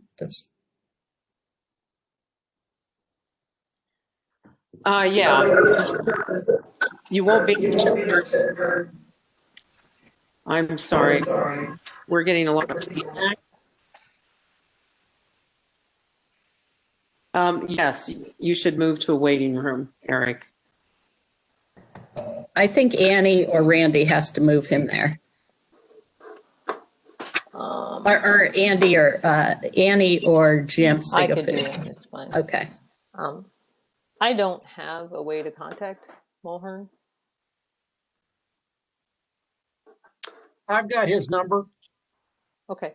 If somebody wants to give him a call, it's 614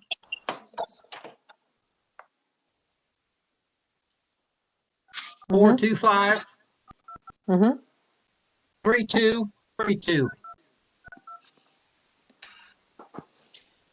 Did we also get their email? We were supposed to get that, get their contact information. I didn't hear from any of them. I just took their number out of the database. Interesting.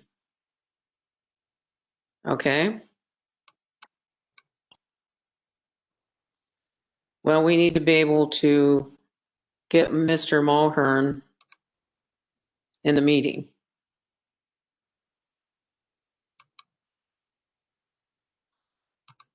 Did somebody try to call him?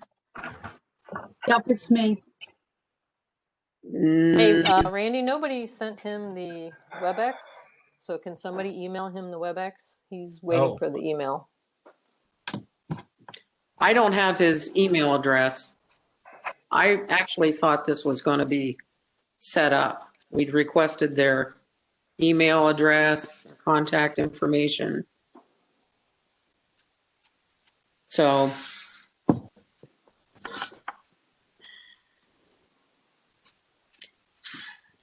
what is the email address? I'm not getting any sound. I can forward it to him. Thanks, Cheryl.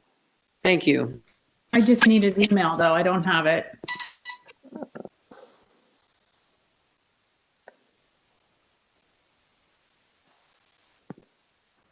Oh, it's on the letter. We'll also need Derek Morris's email. I've got Derek's phone number too, if you want to call him. Randy, didn't Randy, they can you call contact? him? No, none of them contacted us. Okay. All right. Now, Derek did call me and ask about it. I told him to contact you. I don't know if he did or not. No, he didn't. Okay. And I will send it to, do we need Morris as well on the WebEx? Well, not at the same time. Okay, I'll wait on that then. Well, you may want to let him know that we will be sending him a text to get on.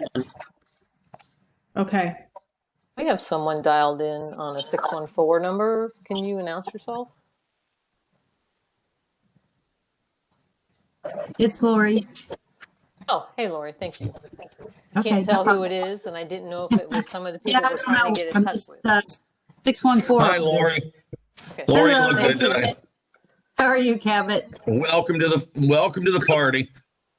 It's almost my bedtime, guys. Mine too. So John Jolly, I can now hear, and I guess you can hear me. Yes, we can hear you. We'll introduce you in a minute, John.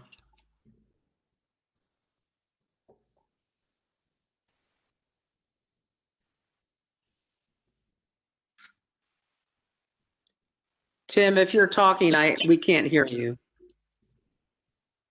I'm sorry. I have Rick's email address. Rick Mulhern's. Yeah. Does somebody want it to contact him? I have hawrick1@gmail.com. Is that right? That's Okay, it. I send him the WebEx information. Okay.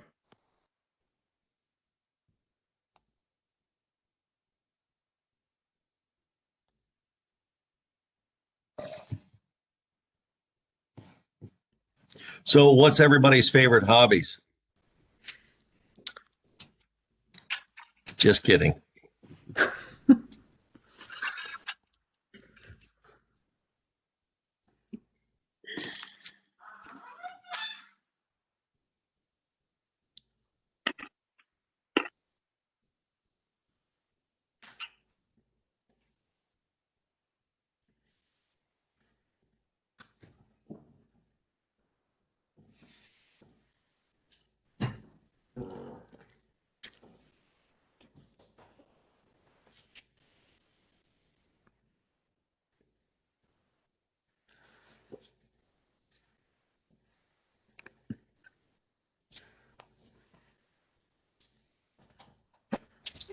I don't have anything yet from either one. Did you try calling? I don't have the phone numbers. I called Rick already and told him we would be emailing him the information. So, Did you talk to him? yes.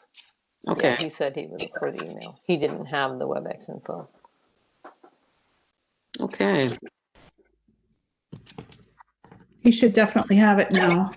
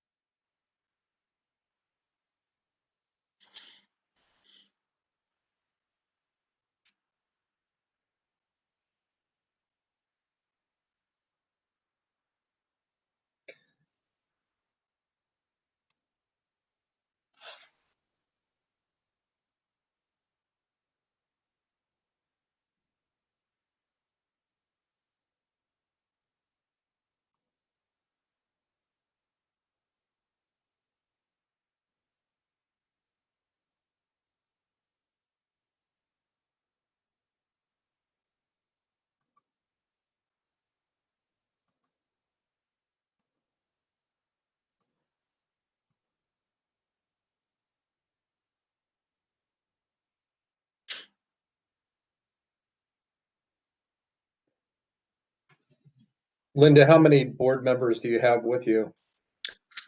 We have, I think we have 8 here with us. One you cannot see because she doesn't have a picture on her camera. And who is missing? Eric has recused himself and he's in a waiting room. Okay.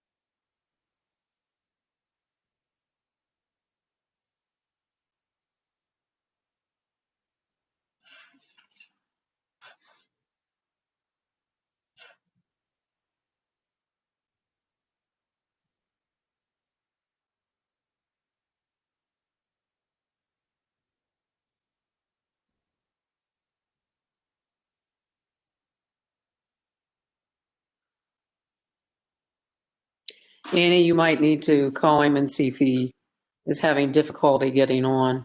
I'm talking to him right now, Linda. Cheryl, he says he hasn't gotten your email yet.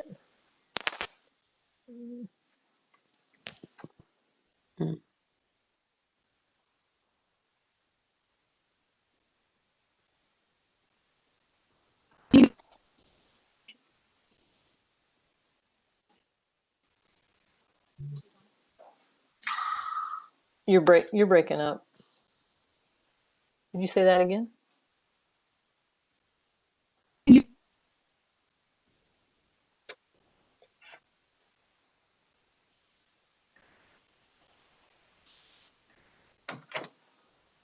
I can't make out what you're saying. You sound robotic. Can anyone else hear? No.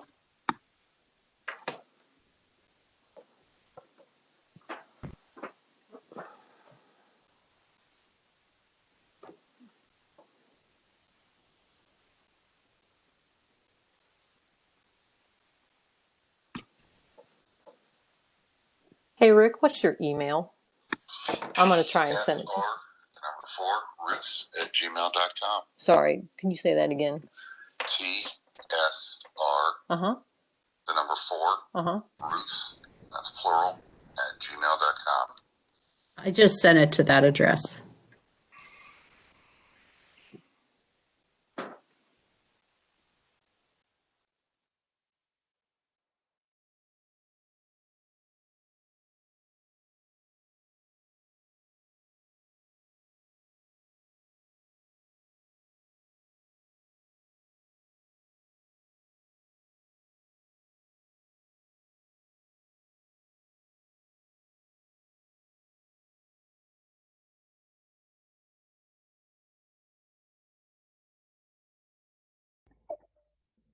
Can you guys hear me now?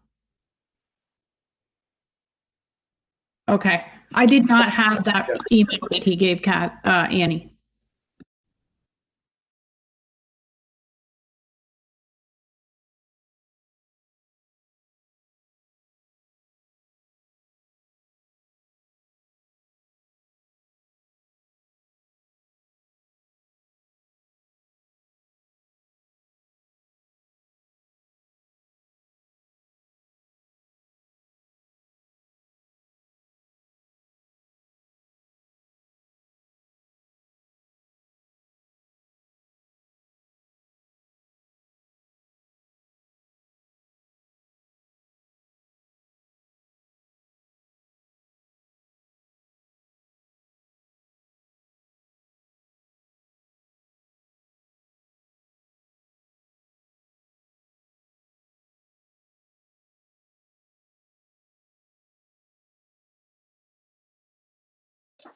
He's logging on now.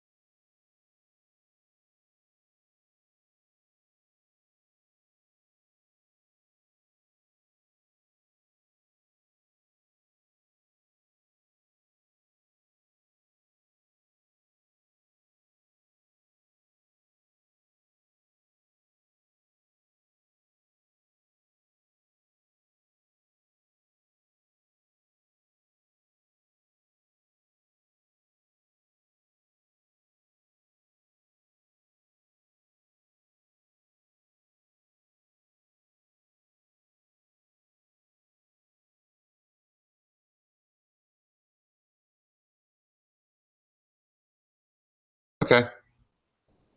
Thank you. Okay, we have Rick now.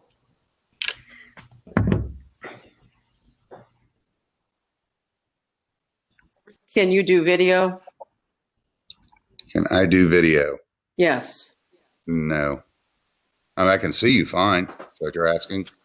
Well, if you can see us, that's fine. We can't see you, but if you can see us, that's fine. Okay. Hey, Rick, there's several little icons down at the bottom. One shows Hold on, camera. I can hardly hear. Let me find volume. If you have a camera on your computer, there'll be I a button doubt at it. the. I doubt it. It's old. Okay, then don't worry about it. Okay.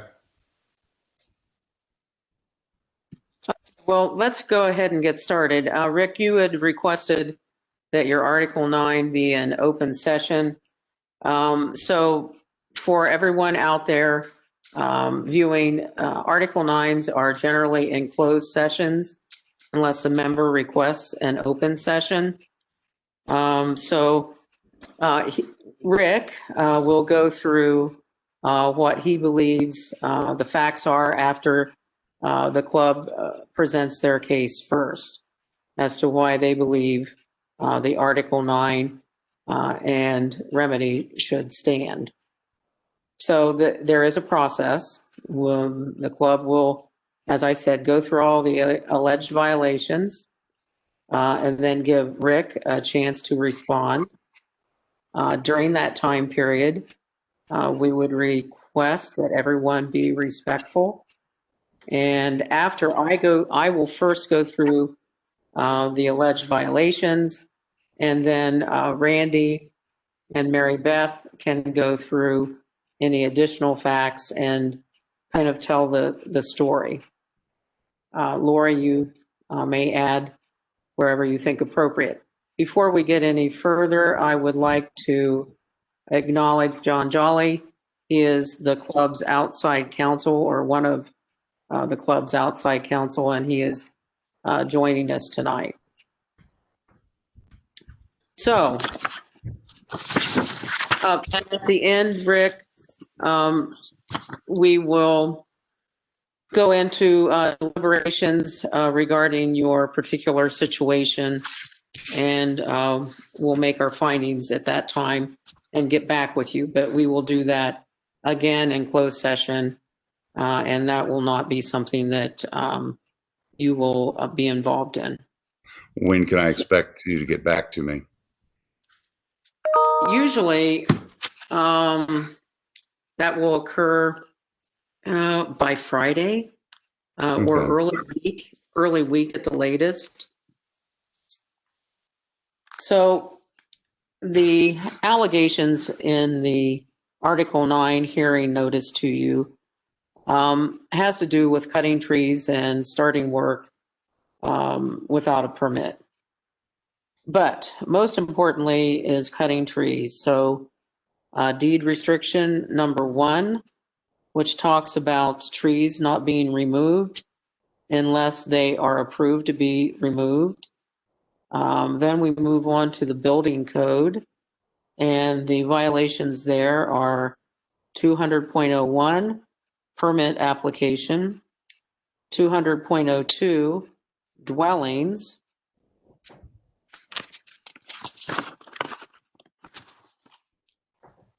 200.03 site review, 200.04 liability insurance, 300.01 plot plan, 300.07 trees, Hideaway Hills rules, number 19 regarding cutting of trees. And those are the various code, deed restriction, and rule violations that have been cited in this particular instance. Mary Beth, Randy, could you tell the story? Yeah, I can.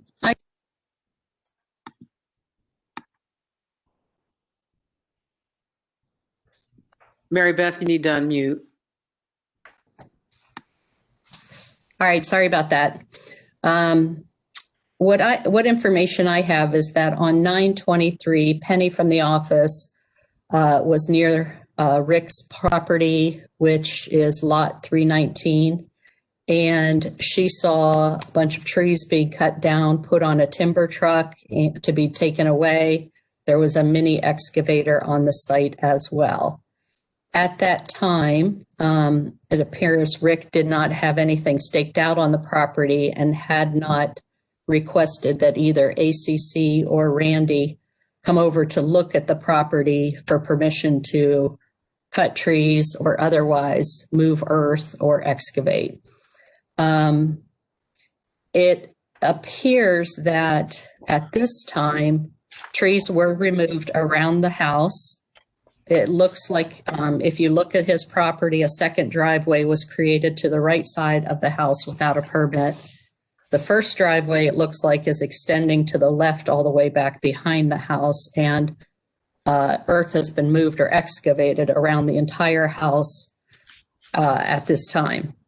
The people or contractors who are working for Rick, the ACC nor the office had received any insurance, proof of liability insurance to protect Hideaway Hills.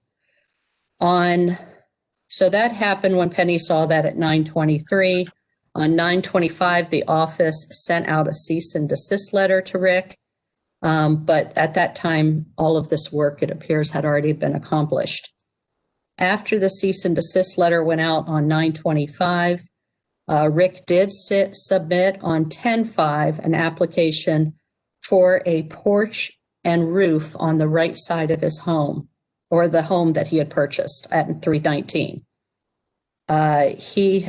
He was granted on 10/14 a permit for the small porch and the covered roof. But all of the other work that was done there, he has not received a permit for. And Lori and Randy, I don't know if you have anything else to add. Well, basically, when I came in on Monday morning, I had been on vacation, and I was told about work that had started back there at 319. I went back there and saw the area around the house had been cleared and excavated on the back side and the left side of the home. I could see tree stumps that were still standing.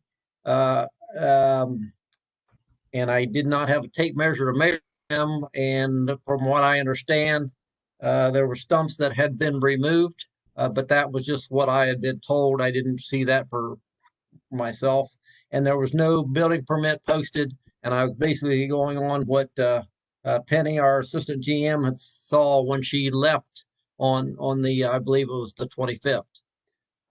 So that's really all that I have.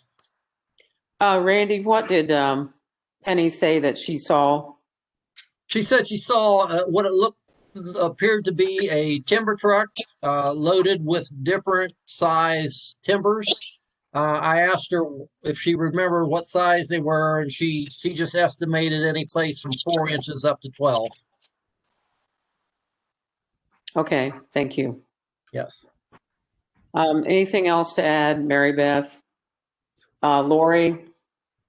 Andy? No, I just concur with Mary Beth's summation. And we also had security go up and take pictures upon Penny's observance of the situation. So we do have pictures that security went up and looked at. Okay. I did send the pictures out, Linda, to the board. So they have some of the pictures. There are some additional pictures if we need them, but I did send those out by email. Right. Why didn't I get those? Who's talking? Rick. Why didn't I get the pictures? I requested them twice. Rick, I did send 2 sets of pictures to you. Did you I not didn't never receive receive them? them. Never received them. I think the email address you guys were sending him to is his incorporation and not his roof Gmail address. Because when Cheryl was emailing him, she was emailing him at his Hideaway Hills Corporation email address, Rick, and that's probably where the pictures are instead of your roof one. Yeah, it's Rick one is where I emailed you, Rick. Where? I'm sorry. Say that again, please. You're cutting out. HAH Rick one. Yeah, I don't have that. Well, I've got the email. I don't have a password to have access, so I don't have the email actually. That's the one we had on file in the database, and yes, that's the one I sent the pictures to. Yeah, I changed that a couple of times. I thought at the office.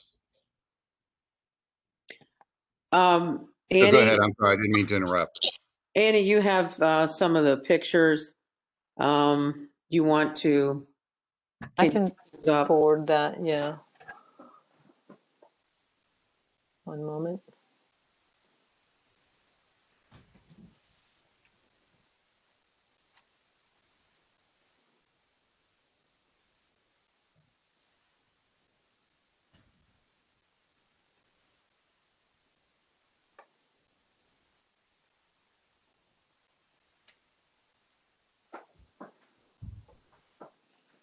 And perhaps you could share them also, Annie. Yeah, 1 second.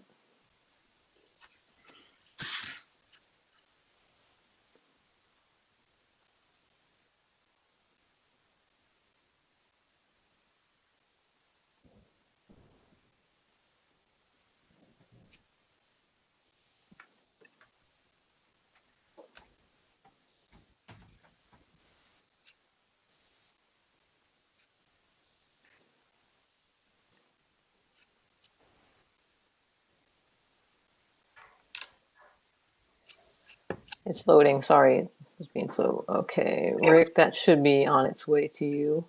All right. I will share my screen. Oh.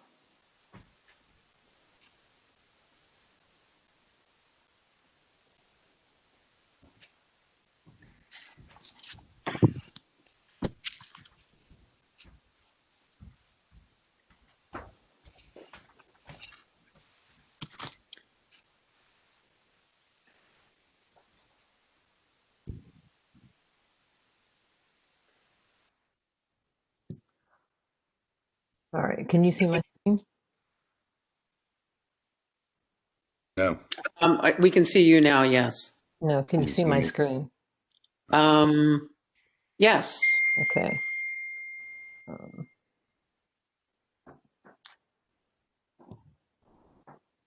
So I don't know if Mary Beth or Lori, you want to explain the pictures since you guys took these, I think, or security.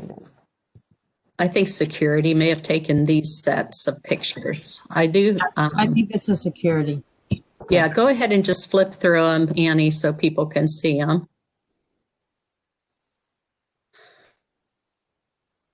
That's the excavating behind the back of the house there. There. The driveway, yeah, that's behind, I think, the side and the back.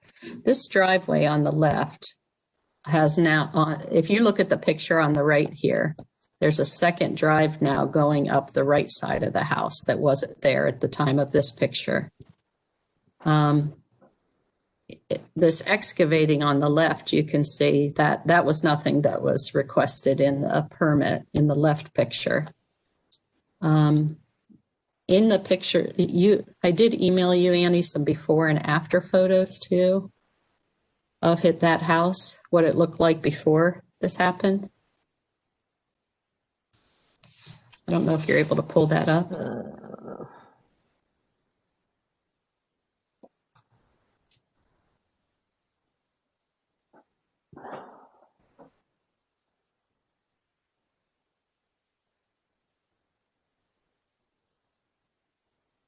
And I don't know if Rick wants to talk while Annie's getting that pulled up.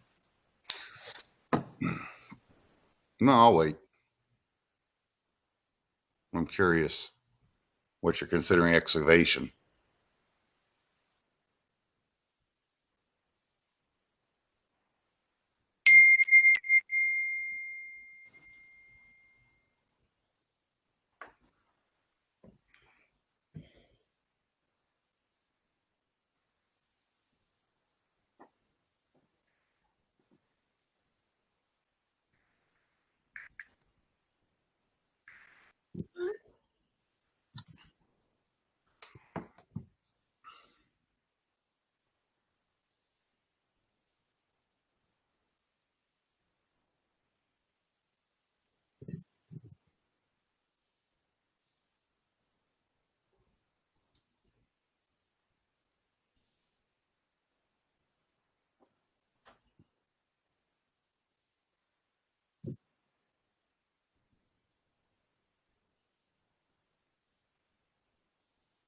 Okay. So you see my screen here? This is the before picture, one of the two. Around the back of the house, you can see the trees and stuff. And this is the front. Yeah, it's pretty heavily treed, and this whole right area now with the grass and that area is missing. And then there's an after picture that I took of the left side of the house standing up by the house towards the road, where you can see it's just wide open now, that area. There. That's the side of the house where the driveway was, and that's what's cleared.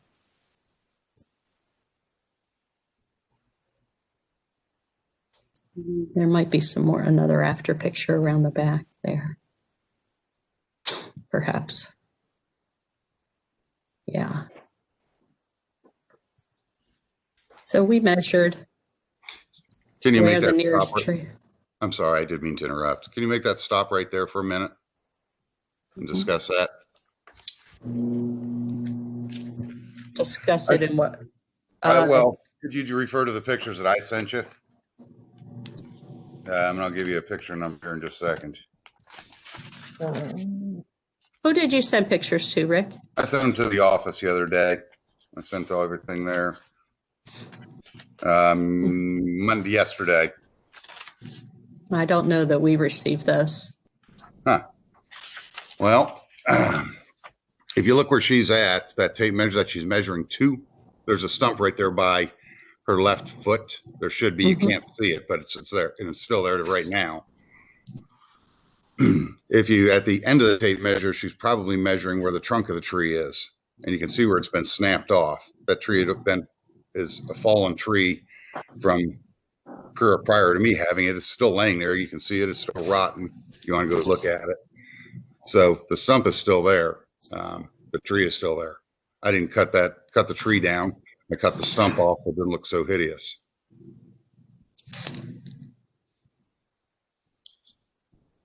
Mary Beth, do you have anything? No. Okay.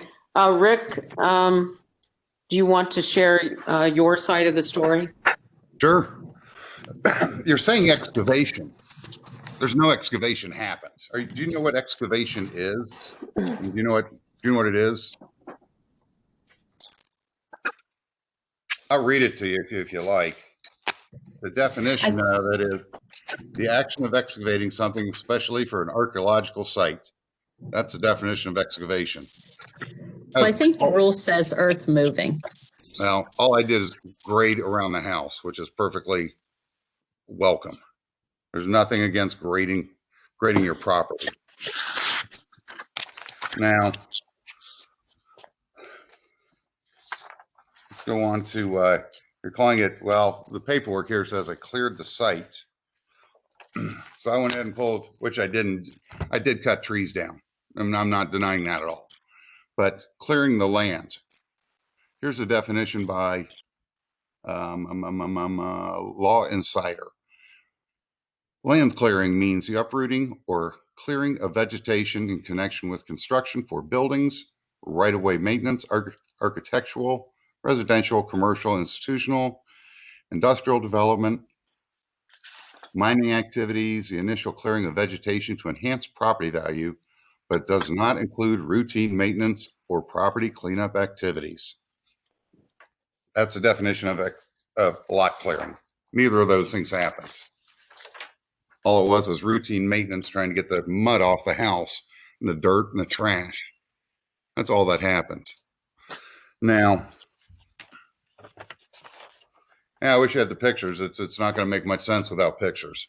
Unless you want to meet there tomorrow, and I'd be glad to walk you through everything, because the roots are still in the ground on one side. They were in the foundation. They still are in the foundation because I got the cease and desist on one side. I tried to pull them by hand and cut them with chainsaws and all that to get them out of the foundation. They're still there.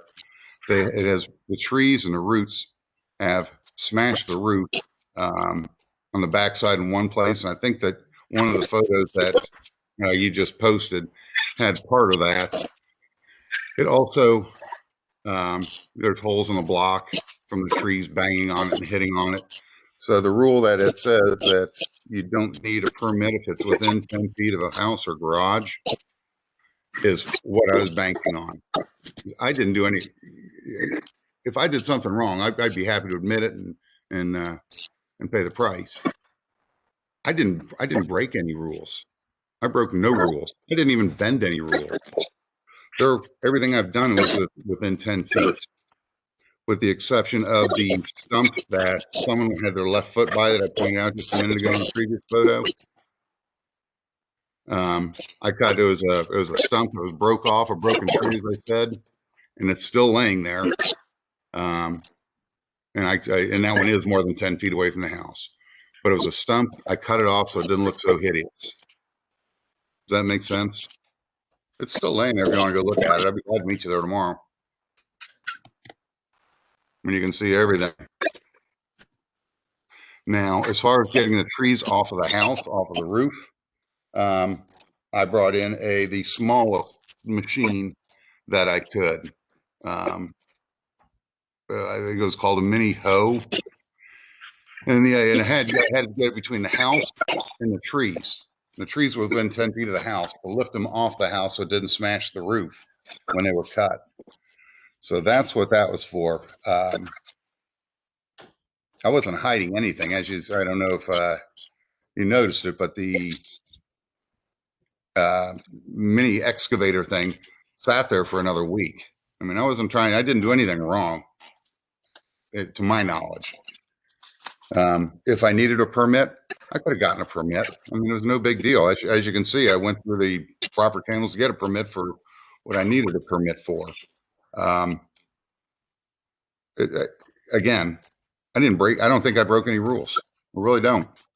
I don't even think I bent a rule. Everything I did was within 10 feet, except cutting that stump.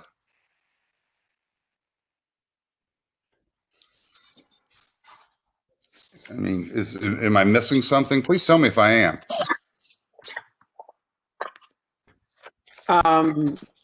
Randy, Beth? Well, when Lori and I went and measured from the house, the rule is 10 feet from an existing structure. Yes. Yeah. The nearest tree was in various locations, 25 feet, 23 feet. What he's saying is not accurate. Untrue. If you had the I pictures that I sent. Yeah, I do. I have You them. got the pictures that I sent? Well, no, I have the pictures of us measuring from your house to the nearest tree Right. The trees and were the gone measurements. then, but the trees were gone, correct? The ones that were laying on the roof? There were no trees on the roof when you took measurements, correct? Well, yeah, well, yes, a lot of trees. All the trees were gone within 25 and 23 feet of the house in Probably. various locations. Yeah, that's about right. That's about right. Yeah, I only took 2 trees down. There were 2 that were laying on the roof of the house. That was the very first thing that happened. Bear in mind, let's back this up a little bit. Excavation costs money. Cutting trees costs money. Doing any of this stuff costs money. This house is a flip house. The more money I spend on this to do extra stuff, the less money I make. So I'm not trying to do extra stuff. The trees that were there, the reason that I had somebody cut trees is because they were laying on the roof. If you had the pictures, I don't even know how to get them to you right now. If you had the pictures, you'd see that even the metal on the roof, it's all scraped up. There's holes in the roof from debris hitting it at some time. Before I had it, there was a hole when I bought the place. The metal on the roof, the paint is wore off from branches rubbing against it for an extended period of time. I don't know how long that takes. It's like, I wish you would have gotten the pictures. I wish you knew you didn't get them. I emailed them yesterday. So what you're saying is true. I'm guessing I haven't measured the trees. I didn't really care about the ones that weren't sitting on the roof of the house. Those are the ones I took out. And I took that was the very first thing that happened because it'd be pretty foolish for me to drop money into this place. And when we cut one of those trees down, it breaks the house in half. So that was the very first thing that happened. So, no, you probably didn't see them. I've got pictures. I mean, I've got everything that you need. Hey, Rick, this is Randy. Yeah. Did you email those pictures to me or one I of the mailed girls? them to HAH. Actually, I had somebody else do it. HH Club. Whoever the office. I think it was Penny's, whatever that one goes to. Hey, Joe. Okay, because she didn't mention anything to me about that. Well, I sent them. I did what I'm supposed to Okay. do, and it proves Okay. everything I'm saying. All right, thank you. I mean, I guess I see where you're coming from if you didn't see it from the beginning. I mean, the trees are on the roof of the house. Those are the ones that got taken down, and you're probably right. The other ones are 20, 30 feet away, so I didn't bother with those. There's no point in it. I mean, I just didn't see any point in dropping thousands of dollars and repairing everything and then have a tree fall through the house as I'm trying to make the repairs. Do we have any before pictures that would show trees on the house? Like Rick is saying. They'd be from the back. It's very obvious from the back. That backside before Annie would be the closest one that we probably have to show that. And I guess I wonder, Rick, if those were big trees and they just hung over on your roof, but those would still probably fall in that category that you need to ask to have them cut. And not if they're within 10 feet of the Which- house. Which ones are you talking about? Well, they're already gone. They're gone. No, There's this is this is a before picture here. a before. Before That's what? before you cut. No. That's Yes, it after is. the trees are down and you can see the excavation's already started. I mean, where we pulled the dirt away from the house and tried to get the roots. Right there, see where the X is? That's where a tree was. Well, this is after you purchased the property, for sure. But you're saying you didn't cut the tree right behind the house here? You're saying that tree is not missing? These trees in the that tree is back, you're within saying 10 are, that tree's within 10 feet. It's within 10 feet. I mean, it's probably within 5 feet. the one on the left with the big red mark, is that tree there? Is the one Yeah, that straight tree's there. That there? tree's there. You see where the finger is pointing toward? The tree with the slit in Yeah. it? That one's gone. Mhm. That's within 10 feet. This one here with the red mark, that's still there. And you're saying the ones in the back all along here are cut. See, this whole back side. I'm Annie, not show sure. that other one. So.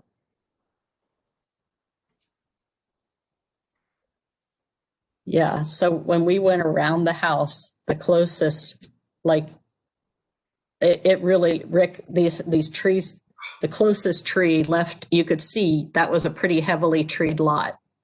And the closest tree to the house, if we walk around, see how heavily treed, and we No, I walk can't around see the where you're house and going. it's, I can't. Okay, there we are. Yeah. See, that's the tree that she's pointing at right there. That one's gone. That one at some point was hitting the house. I don't know where or when, but it rubbed the paint off the metal. And right on the photo on the right, I'm not sure who the person is there in the white sweatshirt. Look at the house. You can see where the roof and the house meet, the soffit. You can see it's busted that stuff off also. You can see right there where her knees are, all that debris on top of that box thing.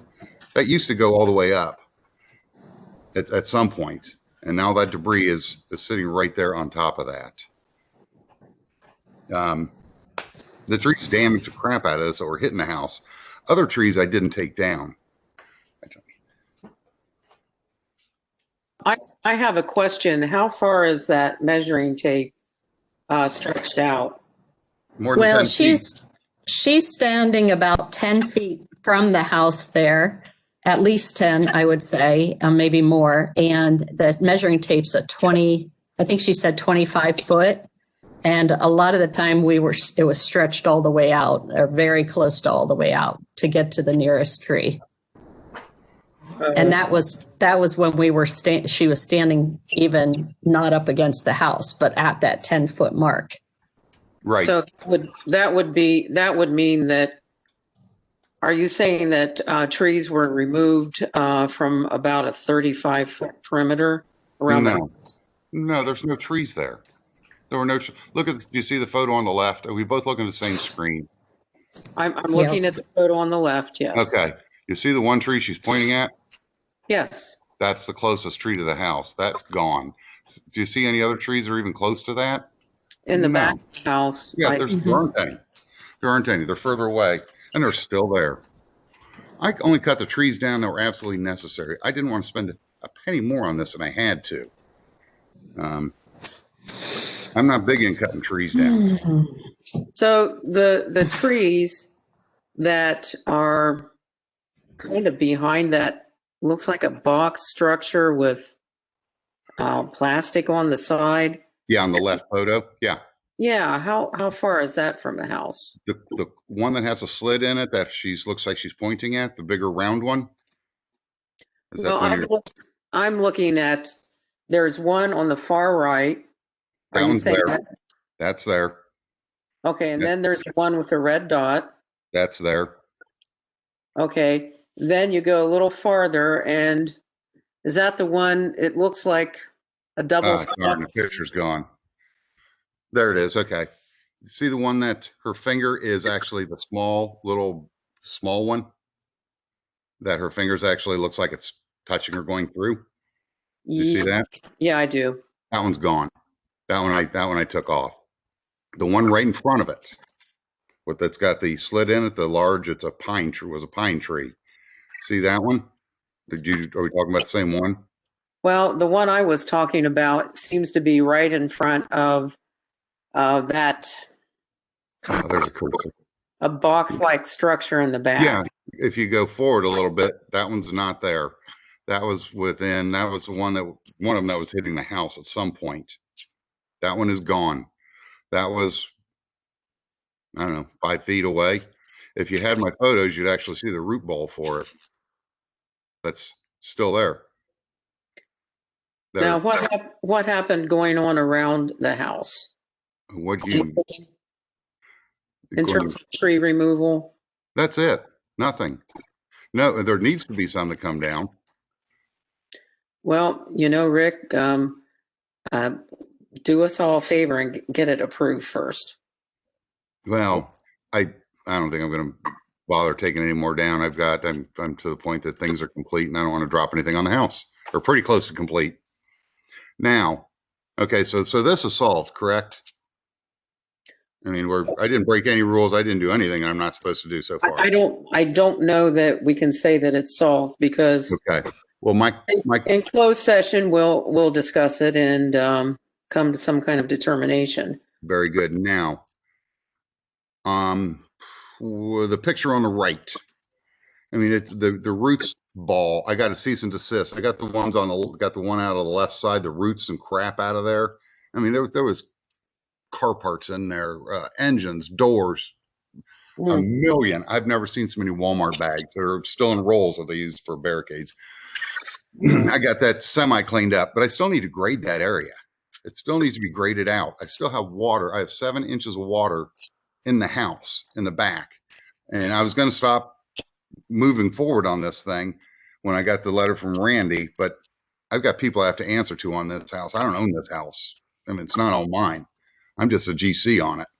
So I've got people that, I mean, that's got to get done. And I couldn't stop construction. So I've got to get that graded out so I can get in there and do the maintenance on the French drain that's going around it. It got all busted up with trees, and I don't know if it has to be repaired, replaced. I don't know, but it's got to be. Hey, done. Rick, who owns the property? It's owned by investment companies. Who's the investment company? There's a couple of them. Can you tell me who? Your No. permit said Hideaway Hills Investments. Who is that? That's me. So you own the property. I'm a partial owner in it. Okay, so who else owns the property? They didn't want to be identified, otherwise they'd be on all the paperwork. Is it anybody on the board? No. Oh, no. I bought it from him. That's lock, stock, barrel done. Well, I didn't buy it. Somebody else bought it. Is it an outside owner that's not identified on the title? I don't know how they're identified or not. But the end result is the project has to get completed and you're stopping it. Randy stopped it with a cease and desist letter. And it still needs to be graded. The water needs to be removed from the foundation. And so do the roots. And it's all within 10 feet. It's just grading it is what it is. So I'm trying to abide by all your rules. As soon as I got that letter from Randy, I stopped immediately. I mean, it cost me thousands of dollars to have that equipment and men standing around and not being able to work. It cost me a lot of money, many, many thousands. And it shouldn't have happened because everything that was done was in 10 feet. And I shared that with Randy. I saw him at the back gate, I believe a day or so after I received the letter. And I said, Randy, I got your letter. Everything was within 10 feet. And he said, nope. You got it. I forget what he said, but basically blew me off. So without even knowing the facts. So, Tell us about the driveway added on the right side of the house, Rick. you can have it. It was there. It's the gravel. You can look at it. The gravel's, at some point there was a driveway there. It needs to go. But Well, see, on the left side, there is no, on the left picture before, there is no driveway. And now there's a complete driveway added on the right. Yeah, it's not, go look at it. Go look at it. You'll see the gravel that's been impacted in there over the years. There was a driveway there at some point. There's a driveway on both sides, and there was gravel across the front, but that all got smushed down by the construction trucks. Yeah, go look at it. Yeah, I did. Your plot map doesn't show a driveway there either. I don't know why. The gravel's there. Somebody else had a driveway in there.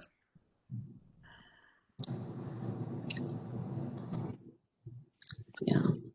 I can't even see if there is a driveway on that thing. I don't have my glasses on. But yeah, there's a driveway on the right and one on the left. They're both there. They've both been there, unfortunately. So it looks like hell. It looks terrible with both. Just a mud pit up there now with both driveways. Do we have anything else? Rick, do you have anything else to add? Yeah, regardless of what you want to do, you've missed your time on this. It says on the, I don't know, you only have 40 days to do something. The letters that I got from Randy demanding that I stop are dated September 25th. It's beyond 40 days, so it's all irrelevant. All I need to do is be able to get the grading done, so get the water out of the house. Mary Beth? Well, I think it's 40 days from notice of the Article 9. It doesn't say that in the rules. Oh. Read them to you. I've got them right here. I'll skip the biggest part of the paragraph. No, I won't. It's all kind of tied together.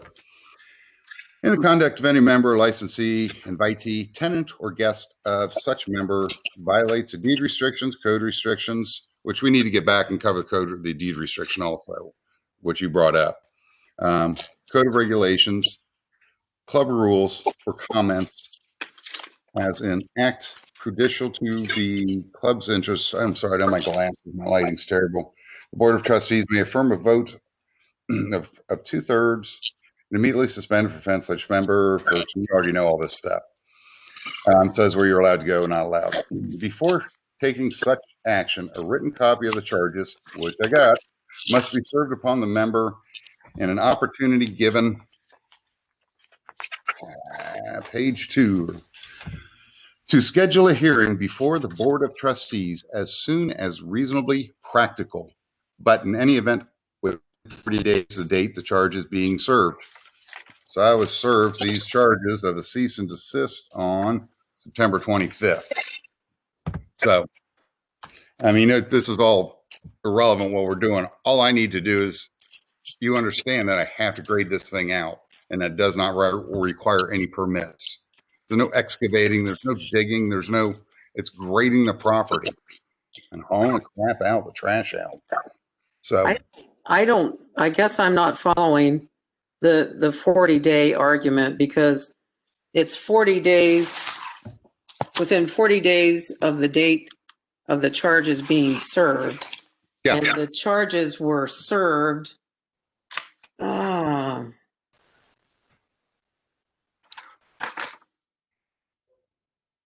You'll have 3 days, because I got 3 different Article 9s from you about this. Well, no, there was a revision. Yeah. I think, now Randy, correct me if I'm wrong. Do you have the file there? Or Mary Beth? I think you were given notice of an Article 9. It's not saying that. It says notice of, let's see how the words are. Taking such action, the charges. And here's the charges. You are hereby ordered to cease and desist any further tree cutting, clearing at lot 3. No, those The- weren't charges. That was a cease and desist. Those are, it's a The violation. Article 9 is the charge. I mean, you can go at it how you want. I've already consulted counsel. 3 out of 3 Lynn, That's thing. That's why I brought it up. October 14, he was notified of the Article 9 charge right. and the actual site are on October 14.